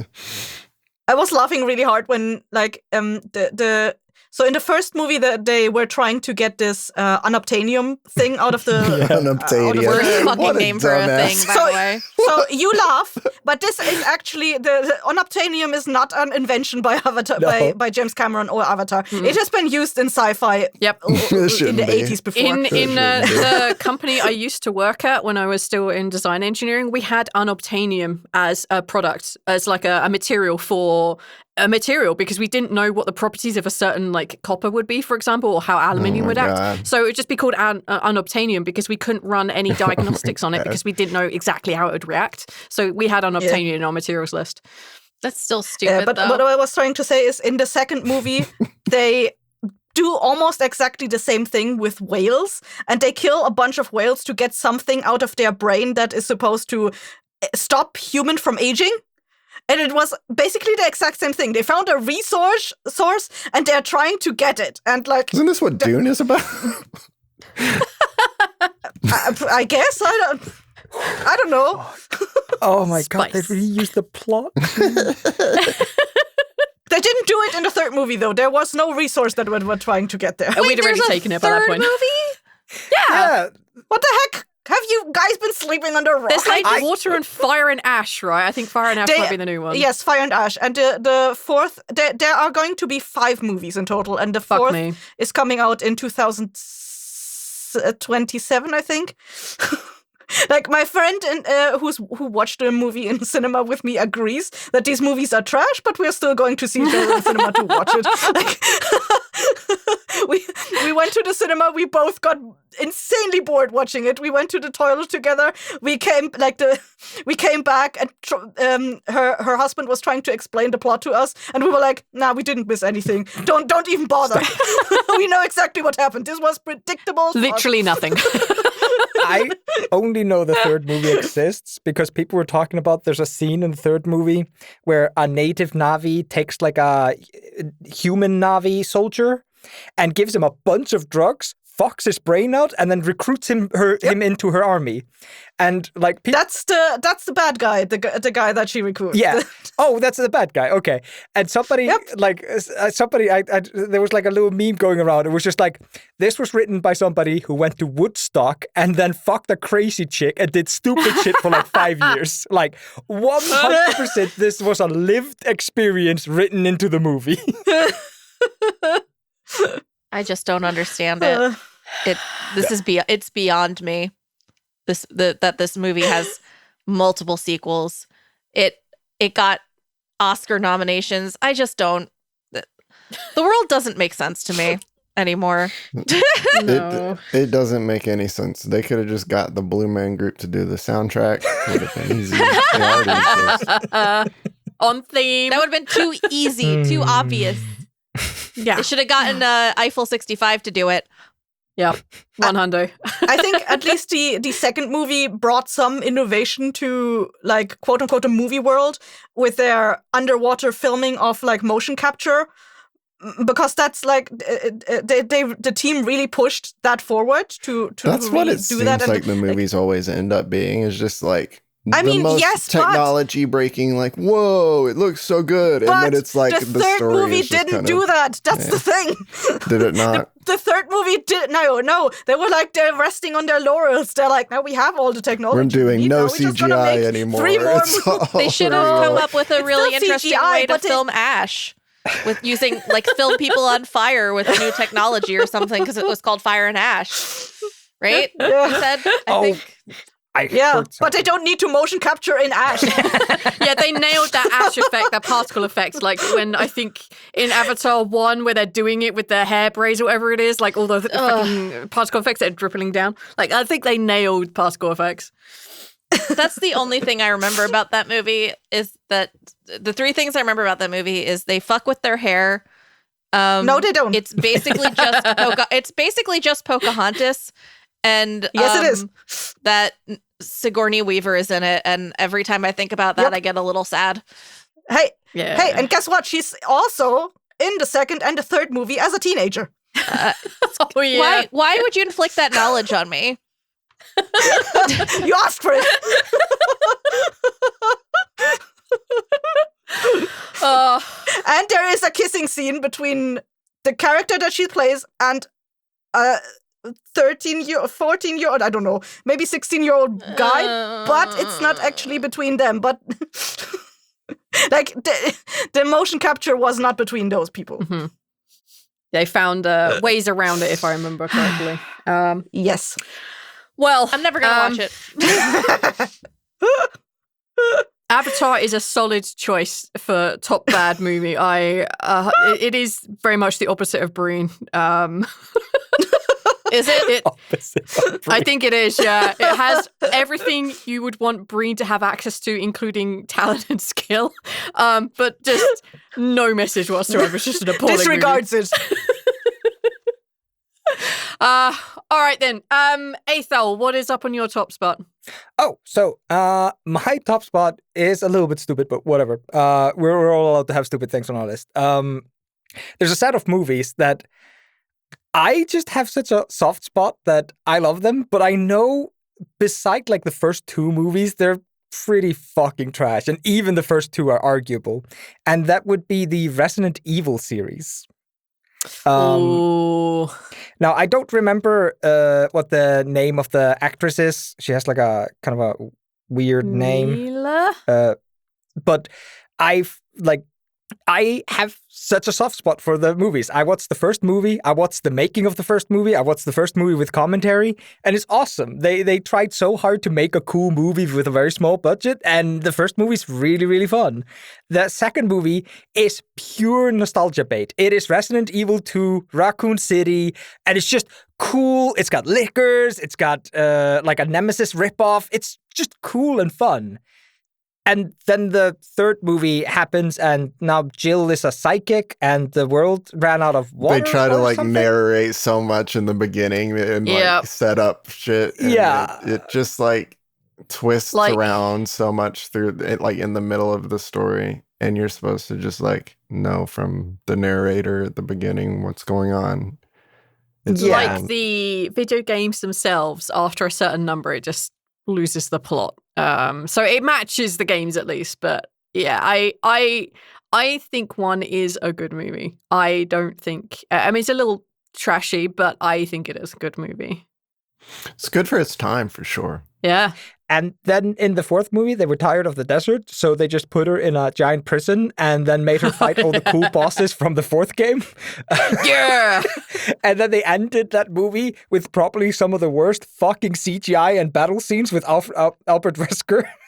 Just genuine fucking horseshit.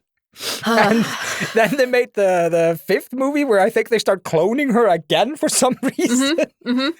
And there's like a fake Tokyo underground where they're just like redoing the zombie apocalypse for some reason. And after that, I gave up.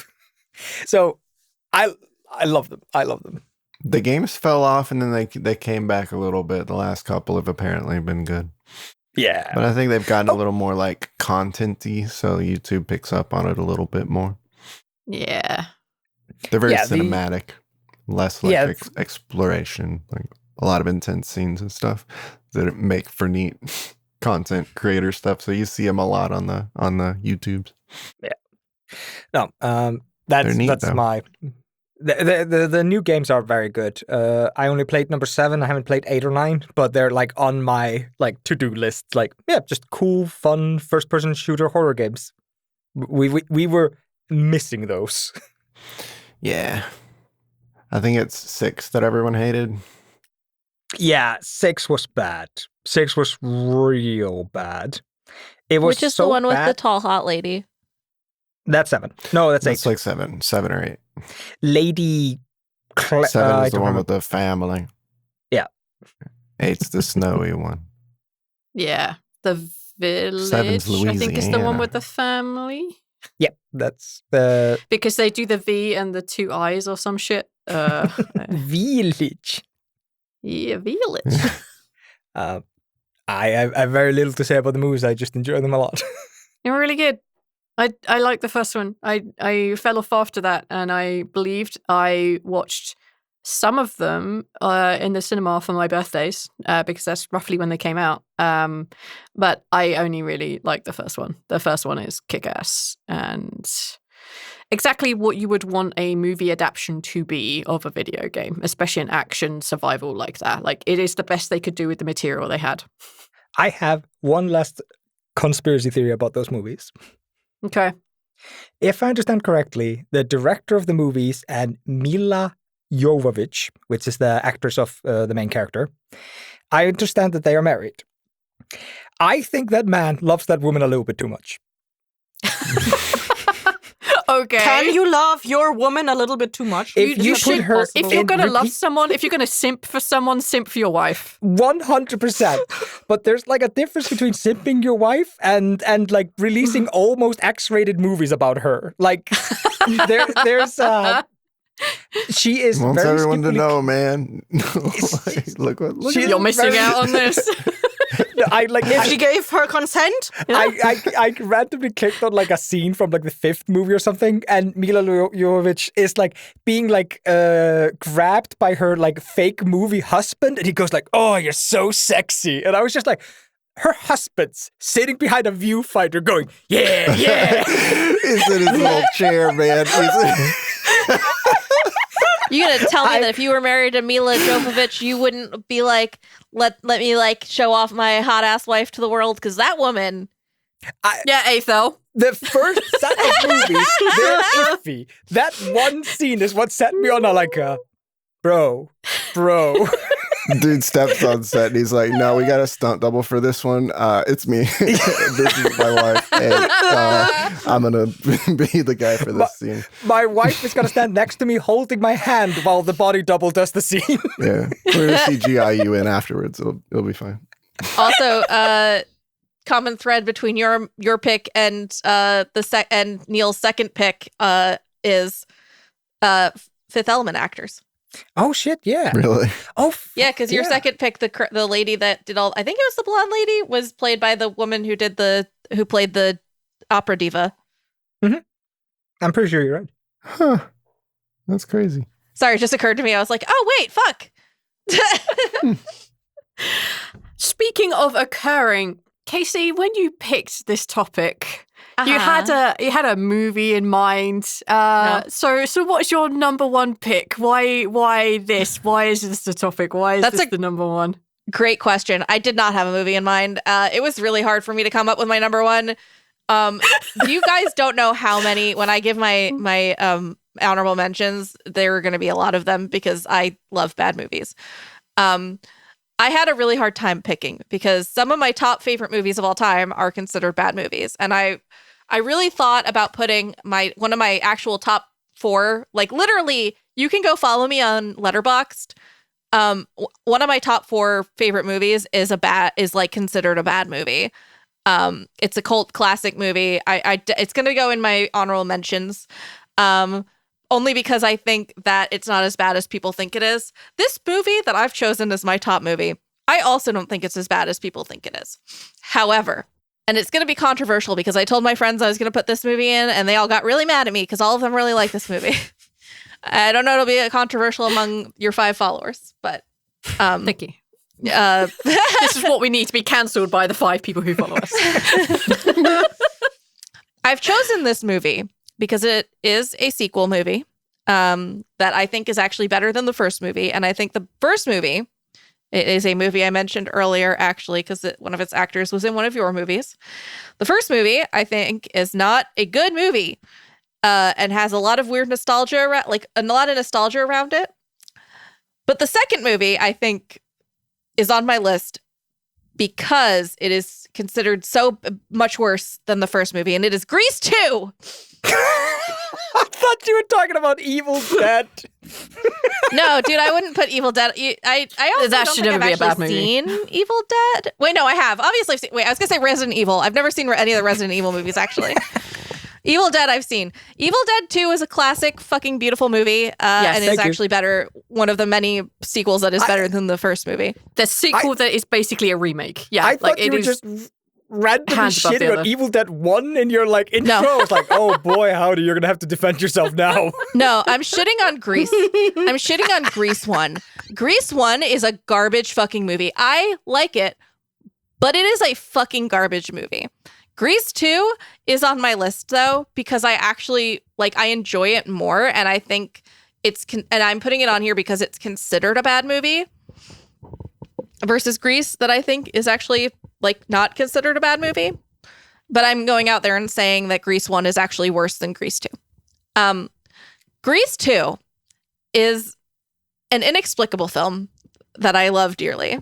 And literally just sang Cool Rider at karaoke the other night.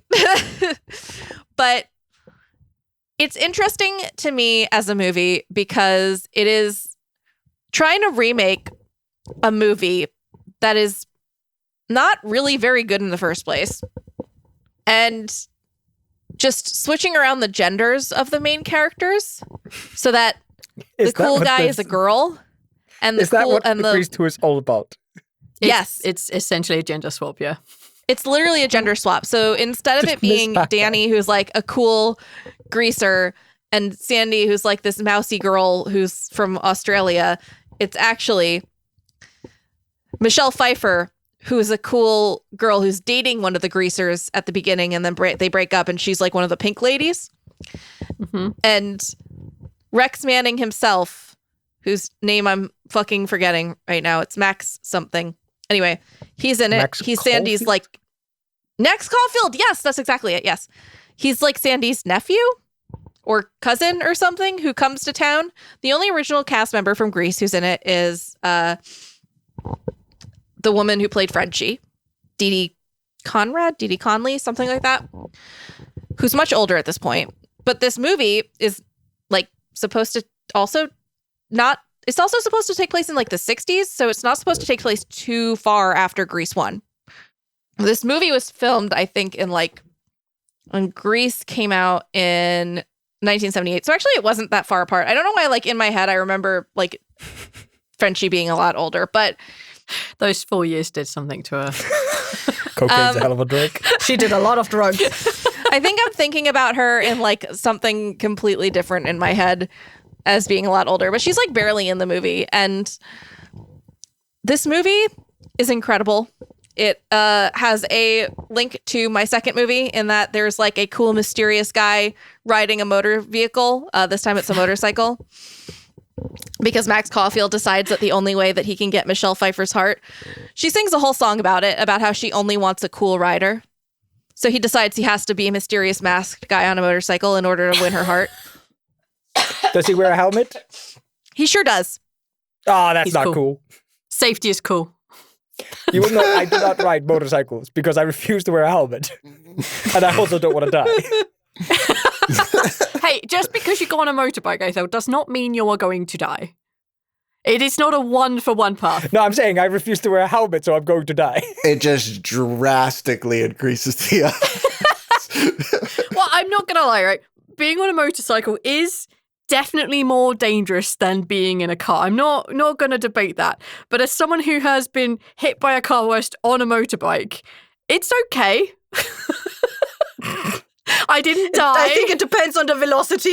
Yeah, I was slowing. And the angle. I mean, he T-boned me. He literally went into my hip, and my bike bounced. My head bounced on the actual curb and was about 3 inches from the wheel. I'm okay. My bike was not. But if you wear safety gear, Aethel, you don't die as often. Yeah, if you wear safety gear like a chud. I was in full reflective yellow gear. I had my safety gear on, and then I had waterproofs, which were bright yellow. I put on he my missed high me. waist set, I don't and then know. I put on my helmet like my mommy told me to. Yes, I did. My mother did not know I rode a motorbike. That was after she passed, but my father was like, "That's cool. You should have a bigger bike."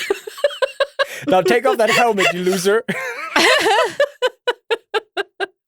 He's a man who also drove his motorbike into a tree when he was racing because another set of bikes crashed in front of him, so he had to veer off the path and went into a tree instead, and that's how he fucked himself up.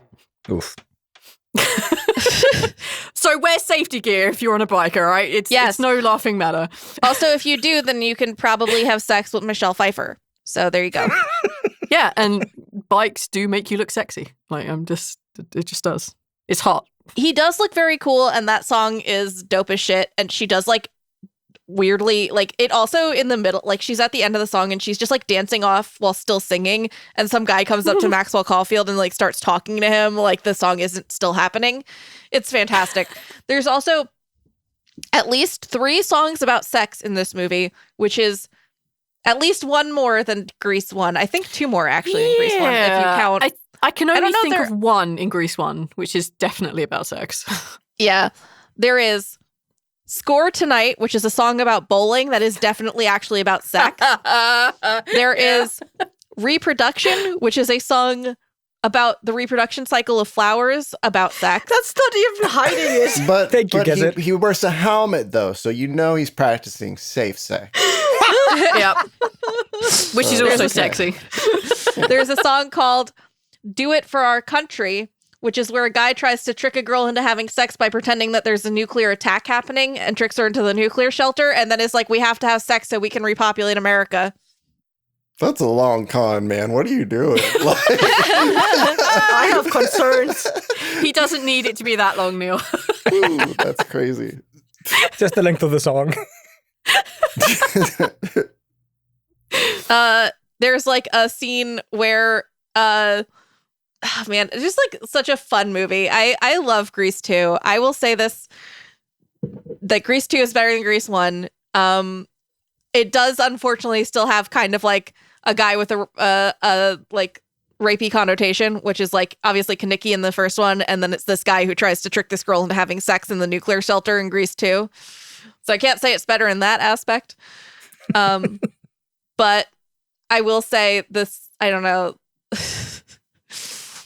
I feel a little less like the changing for each other thing like doesn't, I feel like it makes even less sense here too. It's just weird, but the ending is that like she starts falling for the cool rider, and then he like kind of goes to a construction site, and the T-Birds accidentally, like, or not accidentally, but they chase off the cool rider because they think he's gonna like push them out, even though they're not even the bad guys in the movie. There's like a whole other gang called like the cyclists or something. I don't know. They've got like a guy called Craterface, which I think they have that in the first movie too.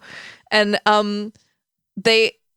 they're just like, fuck you, cool rider, and they like chase him to a construction site, and then it looks like he goes off, and then he goes off like a drop, and they're all like, oh no, we killed this guy. This is crazy. Anyway, let's go to a luau. So then they go to a Dude, luau. if I'm going to a construction site and calling myself Cool Rider and thinking that I'm like really cool, like you got at construction sites, I deserve to be like shot. That's so crazy. He doesn't get shot though. Cool. He just gets chased off of a drop. He goes, wow. Like, Goofy. That's even lamer. It's more embarrassing. I would take off my helmet so that I'd die from the fall. Because if not, you'll die from embarrassment. Yeah. Oh, they're called the Cycle Lords. The bad guys are the Cycle Lords. And they come and they try to ruin the luau, and then it turns out that the cool rider is actually alive. And he overpowers them, and then he's like, guess what? I've been Maxwell Caulfield this whole time. And even though there was like not really as much like, I think like there's like a little bit of like romance between like Stephanie and Michael, but like it's more interesting because like the Danny and Sandy thing in like the first movie is like they had a romance, and then she's like, oh, you're an asshole, and he's like, maybe I should change myself for her, and then the ending gets ruined because she's like, actually I need to become a leather-wearing mommy for him instead of him, who is the one who was the fucking dick, has to change and not be a dick so that we can be dating. This one instead is like, hey, this new transfer student that I've never talked to is into me. I'm going to tell him that I only like motorcyclists, and then he's just going to become a motorcyclist so that we can date. So I understand why people don't like this movie. Personally. My bike gang would be called the Cyclops, but they would be on unicycles because it would be thematic. Neil, I'm a huge fan of that. I think that we at Blighthouse should get behind that pitch. Actually, That is. I want to probe Neil for what he would call a cycling game that plays that cycles on penny farthings or whatever the fuck they're called. On what? Penny farthings. The one with a really big front wheel, the goofy A ones. tiny little back wheel. Psych Ward. Why are you so good at this? Okay. Grease movies. Why are they popular? I don't get it. Songs are bangers. that is true. I mean, That's all Grease I've got. Lightning's a banger, but I can't tell you a single Yep. other song from the one, except Summer Loving, but Summer Loving's boring and lame. Summer Loving is okay if you haven't heard it for the 50th time at karaoke. But Grease Lightning is cool, even the 50th time at Oh yeah. Yeah. yeah, that shit is great. That's pretty good.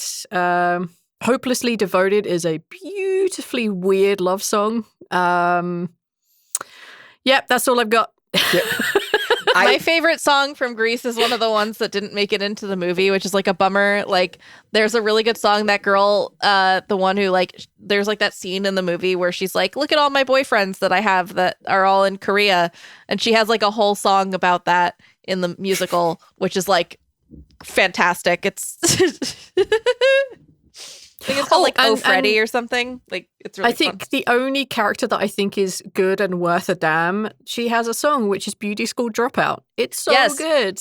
And actually, I was wrong. She's the one that's, like I was saying, she's the one that's in the second movie too. And she's actually Yeah. going back to school 3 years later because Good. she wants to go back to school and get her beauty degree. Yeah, it's so good. Like, good character. Beauty degree? Yeah, so she can Yeah, be a otherwise she hairdresser has or to be whatever. ugly. You gotta get a degree to look this good. Do people not get? You'd have to I'm sure you have to get like a license or something to be a hairdresser in Germany too, right? Like, Yeah, but I don't think it's a school thing. It's This is cool. so we have this thing where you do an apprenticeship for 3 years, which is a dual apprenticeship for 3 years you work basically like an intern at a place, but also do like 1 day a week you go to school for theoretical training, and then you get a license. But I don't think that's exactly a 1-for-1 for what you're describing. oh yeah, no, we have a thing called beauty school. Oh, no. Wow. You need to get those kids to take out Cosmetology. big fat loans. Sorry, to pay it sorry. off for the rest of their lives and be stuck in the cycle of debt. Good is good. Yeah, lovely. No, my mom was a huge Grease 1 fan, and she desperately wanted it to be a good movie, and I was forced to watch it multiple times as a young'un, and it's a boring, stupid movie. I don't like it at all. It's Like, not good. I can't even, usually I can kind of go like, oh yeah, it has this or that. It's like, it's got Grease Lightning and nothing else in my opinion. It's just boring. I think I used to like it when I was younger because it was like one of my dad loved that movie. My dad's older, so he was like in middle school around the time that like Grease would have happened, or like not in that time. No, he was born in 59, so no, 49. So he would have been like 10, I guess, when Grease happened, or like around there. And he like wanted to be a greaser when he was a kid. So he has like a big fondness for like that movie because it's like what he imagined he would be like in high school, I guess. Mhm. But like the older I get and the older I got, and I'd go back and rewatch it and I'd be like, this movie is actually not good. It's not a good movie. It's very the message is bad. Danny fucking sucks like so bad. The only cool person I like Dee Con. I like Frenchie. I actually don't really like Sandy either. She also kind of sucks, like not in the same way Danny does, but she's just boring. I really like Rizzo. Rizzo's my favorite character in Grease. She's cool. She's out there just trying to live her life and like getting slut shamed for just existing and having sex with Kaneki, which is a mistake anyway because Kaneki also sucks. And then there's like the hand jive scene's so cool. That's like one of the only parts that like I still have like a weird fondness for it because I grew up with it, but like it's just not a good movie. And then the ending, they drive off into the sky in the car. What the fuck is that shit? Well, it has to fall down as a meteor later and some ghosts. So. There's like a theory I've seen on like film forums that like Danny and Sandy died and that's what the ending is. And I'm like, I think that you're giving too much credit to the movie. Because like that doesn't happen in the musical. Like I saw it the last time it was on Broadway. Lord of the Rings does the same thing. And I've had an argument with someone who's like, Frodo doesn't die. And I'm like, it's super implied, actually. Yeah. It's heavily implied. It's super implied he's going to the afterlife. That's like, where he's going, buddy. He wasn't coming back from the boat, you know? That wasn't what the point of the boat was. I'm now going to say that to my spouse when he gets home. I'm going to say something and he's going to be mad because he's like a big Lord of the Rings nerd and he's going to argue with me. I'm so certain. But it'll be fun. It'll be fun. It'll get his mind off his day. Oh. All right then. Let's do a quick round of honorable mentions and we will figure out what to do next afterwards. Aethel, what's your honorable mentions? All right. So, bad movie because it's bad. The Jurassic World movie thing that came out like 2016 or whatever, the reboot of the Jurassic Park movies. The movie's just fucking trash. I don't get it. It's genuinely upsetting how bad it is. But that's just a bad movie, and I had to think about it because I wasn't sure if I was going to go for the joke that I'm actually just going to put bad movies on my list, movies that just upset me. But I had to think about it, and it upset me, so I wanted to bring it up as honorable mentions. Second honorable mention is the Twilight movies. The first two movies are genuinely hilarious if you have somebody with you. They are so fucking funny. Every time Edward or whatever his name is, like the vampire boy, is like looking at a girl, he does this like scowl and she's just like, oh, he's so mysterious. And he's looking like he smelled like a fish. And it's just so stupid. It's so dumb. And then the second movie, they start like arguing over some werewolf boy and something. And it's all so fucking dumb. And I wish the third movie was still as funny as the other two because it ends with like the bombshell that the werewolf boy falls in love with Bella's fetus baby, which is so gross and weird. And it's so funny. But the rest of the movie's boring as shit. So like, I don't recommend the third movie. I read that book when I was in 10th. When I was in, I think junior year of high school, and I remember I borrowed it from a friend, and I threw her book across the room when that part happened. I was like so mad at it, and I read it back the next day, and she's like, "Why is my book dented?" And I was like, absolutely not. I'm sorry. I'm not okay with the love interest falling in love with the unborn baby. Like, fuck me, so bad. And then another just bad movie doesn't make me happy. It's the Hobbit movies. Like, I cannot imagine a more disrespectful sequel to anything. Like, the Star Wars sequels are less disrespectful than the fucking Hobbit movies. You're right. Because, like, Star Wars is, like, dumb. And, like, even the alien milk thing? At least they had Jar Jar, right? Yes, all of that is super dumb and bad and disrespectful, but nothing is as disrespectful as, like, for instance, like, in the original trilogy of the Lord of the Rings, they made a specific song for the Nazgul where they had an opera singer or like a choir sing in fake Elven about the Nazguls and how they became the Nazgul. And then they randomly played that in The Hobbit when an orc was walking around. It's just like, what the shit, dude? Like, Peter Jackson, you made that movie. You made these creative decisions for the song. Why are you just chucking it on a random orc, dude? Like, the fuck is this? How much money did they give you? Like, come on. It's so bad. So, yeah, Hobbit movies bad. Don't watch them. Go watch Twilight instead. Is there actually subtitles for the song when the thing plays?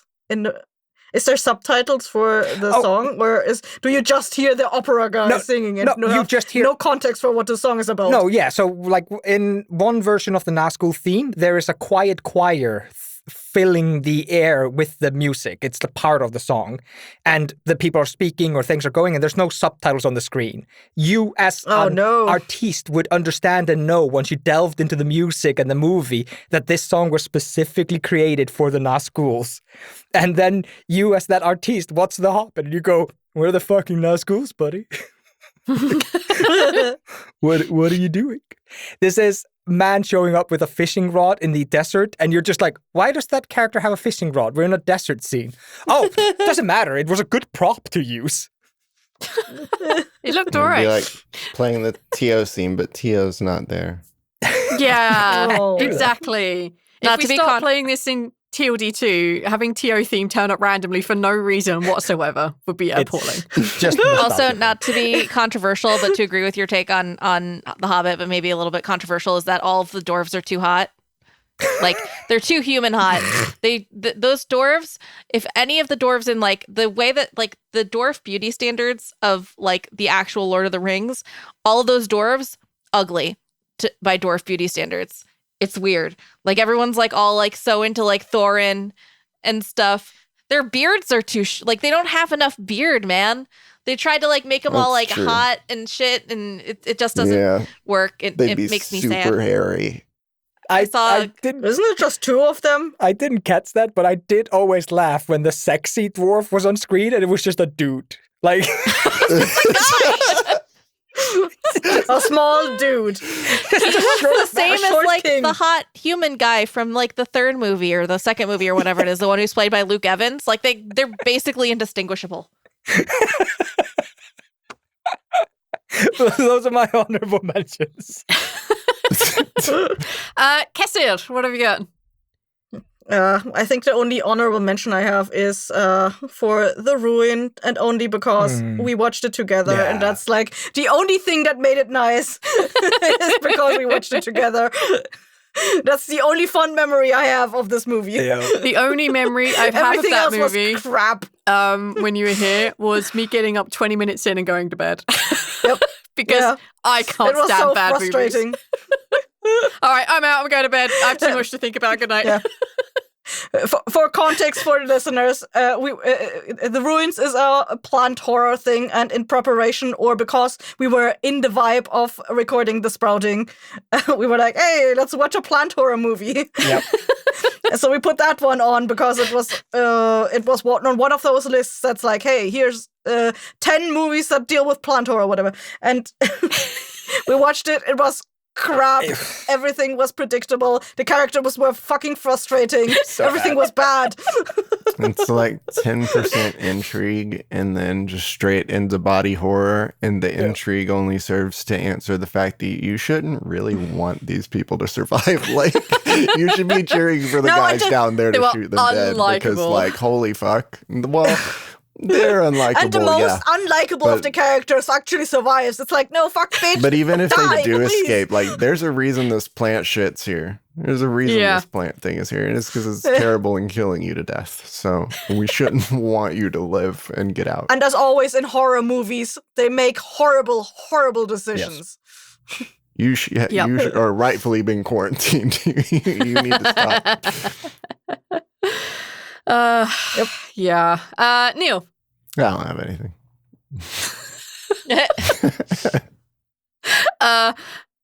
I was going to add The Ruin because you guys were here and I got up and left. I think when they tied you her... didn't even watch it with us. I know. Like, they tied, like, some rope around her and they used an ancient pulley system to drop her and then something broke and she fell to the ground and it was bad. I'm like, all right, I'm out. This is shit. So that was an honorable mention only because you guys are here and I love you. But also, my other actual honorable mention, other than the Grudge remake, which was going to be that we already talked about it, is Silent Hill and Silent Hill 2.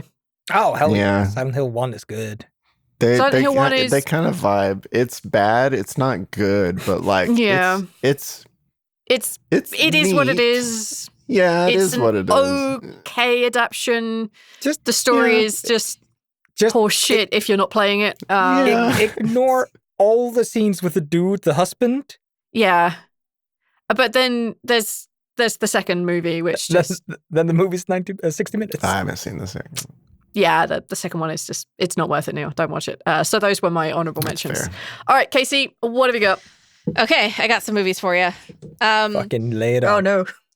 I got Samurai Cop. Strap in, guys. Which, if you haven't seen it, is amazing. The bad guy is Robert Zadar, who has like the strongest chin of any man I've ever seen in my life. They did a red letter media on that recently. It's very fun. He's such a square jaw.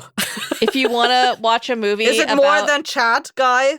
Yes, it is. He has like the. Oh, I think he genuinely has like giganticism of the face or something. Like it's very and there's like another movie that he's in. I think like Maniac Cop, which I guess I'll also give a one to Maniac Cop because fun movie where Robert Zadar plays a cop who goes mad and starts murdering people. But Samurai Cop is about a cop who is a samurai as well as being a cop, which is pretty cool for like, I guess. It's a fun movie. There's a lot of cool fight scenes in it. Rock and Roll Nightmare, which is about a band that goes to make their new album in an abandoned house, and lots of weird things happen. Great is movie. Is that the one where the actor is called like Thor Mikkelsen or something? Yes, it is one of the Thor Mikkelsen movies. Thor Mikkelsen, fantastic bad movie actor. If you enjoy bad movies like I do, definitely check him out. Similar vein, we'll give to the Barbarian Brothers. They are also like well known for 80s bad movies. Specifically, what's the name of the one that I like? It's actually not on my list, but now that I'm thinking about them, I'm like, I got to put one of the Barbarian Brothers movies on here. The Barbarians is the name of the movie I'm thinking of. It's like a Conan ripoff. It's super stupid. Definitely check it out. They squat and they squat and grunt and like and move around, and it's dumb. It's, if you want some like 80s cheese with bad acting and like fight scenes, can't recommend it highly enough. If you want to watch a movie, a lot of mine are musicals, weirdly, I realized. The Pirate movie, it's a bad musical. I almost put it, so my list was almost Fateful Findings, The Apple, and The Pirate movie, because I think these are genuinely bad movies. Like I can't say that there's, like, I find them fun, but when I show those movies to people who like bad movies, they're like, why do you like this? Like, my friend, I made her watch the Pirate movie with me, and she has not forgiven me for it. I also did that with Julie and Jack. My whole friend group has not forgiven me for showing them that movie. But I don't think that that's worth watching. I just kind of did it as a prank. But the Pirate movie is a remake of The Pirates of Penzance in the 80s, but it's really bad. And I genuinely don't know if I can actually recommend it to anybody. I enjoy it, but like I have notoriously bad taste. So there is a musical number in it called Suckin' and Blowin' with like animated fish, which I think is like one of the funniest things I've ever seen in my life. It's dumb. Tiptoes. I can't recommend Tiptoes to anyone. That movie is problematic as hell, but it is a bad movie I've seen multiple times because my friends like to show it to people to like be like, hey, you want to see something truly heinous? It's about Matthew McConaughey is Gary Oldman's twin brother, and Gary Oldman is a little person. Yeah, heard about that movie. It came out in 2002. 2003. Year of the bad movies. It's not even that old. It is not. It's bad. Gary Oldman is walking around on his knees. It's like really, it's very ableist. It's kind of an insane movie that somebody was able to get that made and like get like it has like actual. It's also got Peter Dinklage is in this movie. Mm-hmm. That's just the wildest part. Like the shit. Yeah, they have actual little people actors, and they, for some reason, they decided to star Gary Oldman on his knees. It's so insulting and horrible. But it's on my. I almost was gonna put it on my list because it's like an actually bad movie. I'm not saying it's the same, but I can imagine the kind of annoyance and shock that the little community has at the Gary Oldman thing is the same I have when I see like when they replace voice actors. Are you going to talk about the dwarves in Lord of the Rings? No. It's when they like randomly replace voice actors in things, and I just get that like why are you like. We didn't need star power now. Like this was okay the way it was before. Stop replacing people. Oh, it's they got like random like big star powers to like do voices for like a video game series. I was into it. I was just like, stop it. Stop getting like fucking Antonio Banderas to like voice act in a random video game. It was fine before. Like you're just wasting money. No, we need star power. Nobody wants to watch our shit. And then I put Rocky Horror Picture Show, which is a movie I love very dearly. It's close to my heart. I've seen it midnight showings like probably like 50 times at least. I love that movie. If you don't see it with audience participation, it kind of sucks. And then finally I put, this is the one that I was talking about that was like one of my favorite movies of all time. It's called Hello, Mary Lou, Prom Night 2. It's a sequel to the Jamie Lee Curtis film Prom Night. Has nothing to do with the first movie. It's about a prom queen in the 50s who accidentally gets killed at her prom. And then she gets like kind of resurrected during like a 1980s like prom prep and starts killing people off. And like starts possessing the girl who's like the forerunner for prom queen. It's an incredible movie. It is like 3 different movies in one movie because it's trying to be Prom Night but failing miserably. It is trying to be Carrie, and it's also like kind of trying to be The Exorcist. Like it's a fascinating study for me on like if they just tweaked like this, like just a couple things, it would have, I think this movie would have done well instead of done badly. And that's the only reason I chose Grease 2 over this, is because I think like Grease 2 had a lot more that needed to get fixed for it to actually do well in theaters. Whereas like this one, I think if they'd given it a different name, like I think it was originally supposed to be named a different thing. And then they decided that like they thought it would do better if they tacked it onto the Prom Night franchise because they needed a second movie for the Prom Night franchise anyway. But it had nothing to do with the first movie. So it didn't, like if they had tacked a different name onto it. Same thing with like Exorcist 3, I think it was. Like my friends and I were talking about this. Like there's like several different movies that I think they'd do better if they hadn't like tried to be sequels to like popular films. Like Halloween 3, which is like my favorite Halloween movie, and but it's nothing to do with Michael Myers, so nobody likes it. But it's like if John Carpenter had named it anything else, it would have done amazingly. But like, yeah, I feel that way about Mary Lou, Prom Night 2. It's a fantastic movie. It's really campy. It stars the voice actors for Queen Serenity and Sailor Moon on the English dub from the 90s as the bad girl Vicky and the girl Wendy, I think her name is, who's like the main character. It has one of the like most edging like it has a kill scene that edges you about how the death is going to happen. That is just so funny. It has naked singing of 50s doo-wop. It has a scene with a really creepy perverted rocking horse. It has a scene where somebody gets sucked into a blackboard that turns into a pool. It's got everything you want in a cheesy 80s horror movie, and it's like it's one of my top 5 favorite films of all time. So yeah. Boy, that is a list. You reminded me of honorable mention I definitely should have thrown in there. Happy Death Day and its terrible sequel, Happy Death Day 2. Happy Death Day 2. Happy Death Day 2 is like so inexplicable as a movie, but I loved Happy Death Day. I saw that in theaters and I was like, this is it. This is what is good. Thank you, Hollywood, please.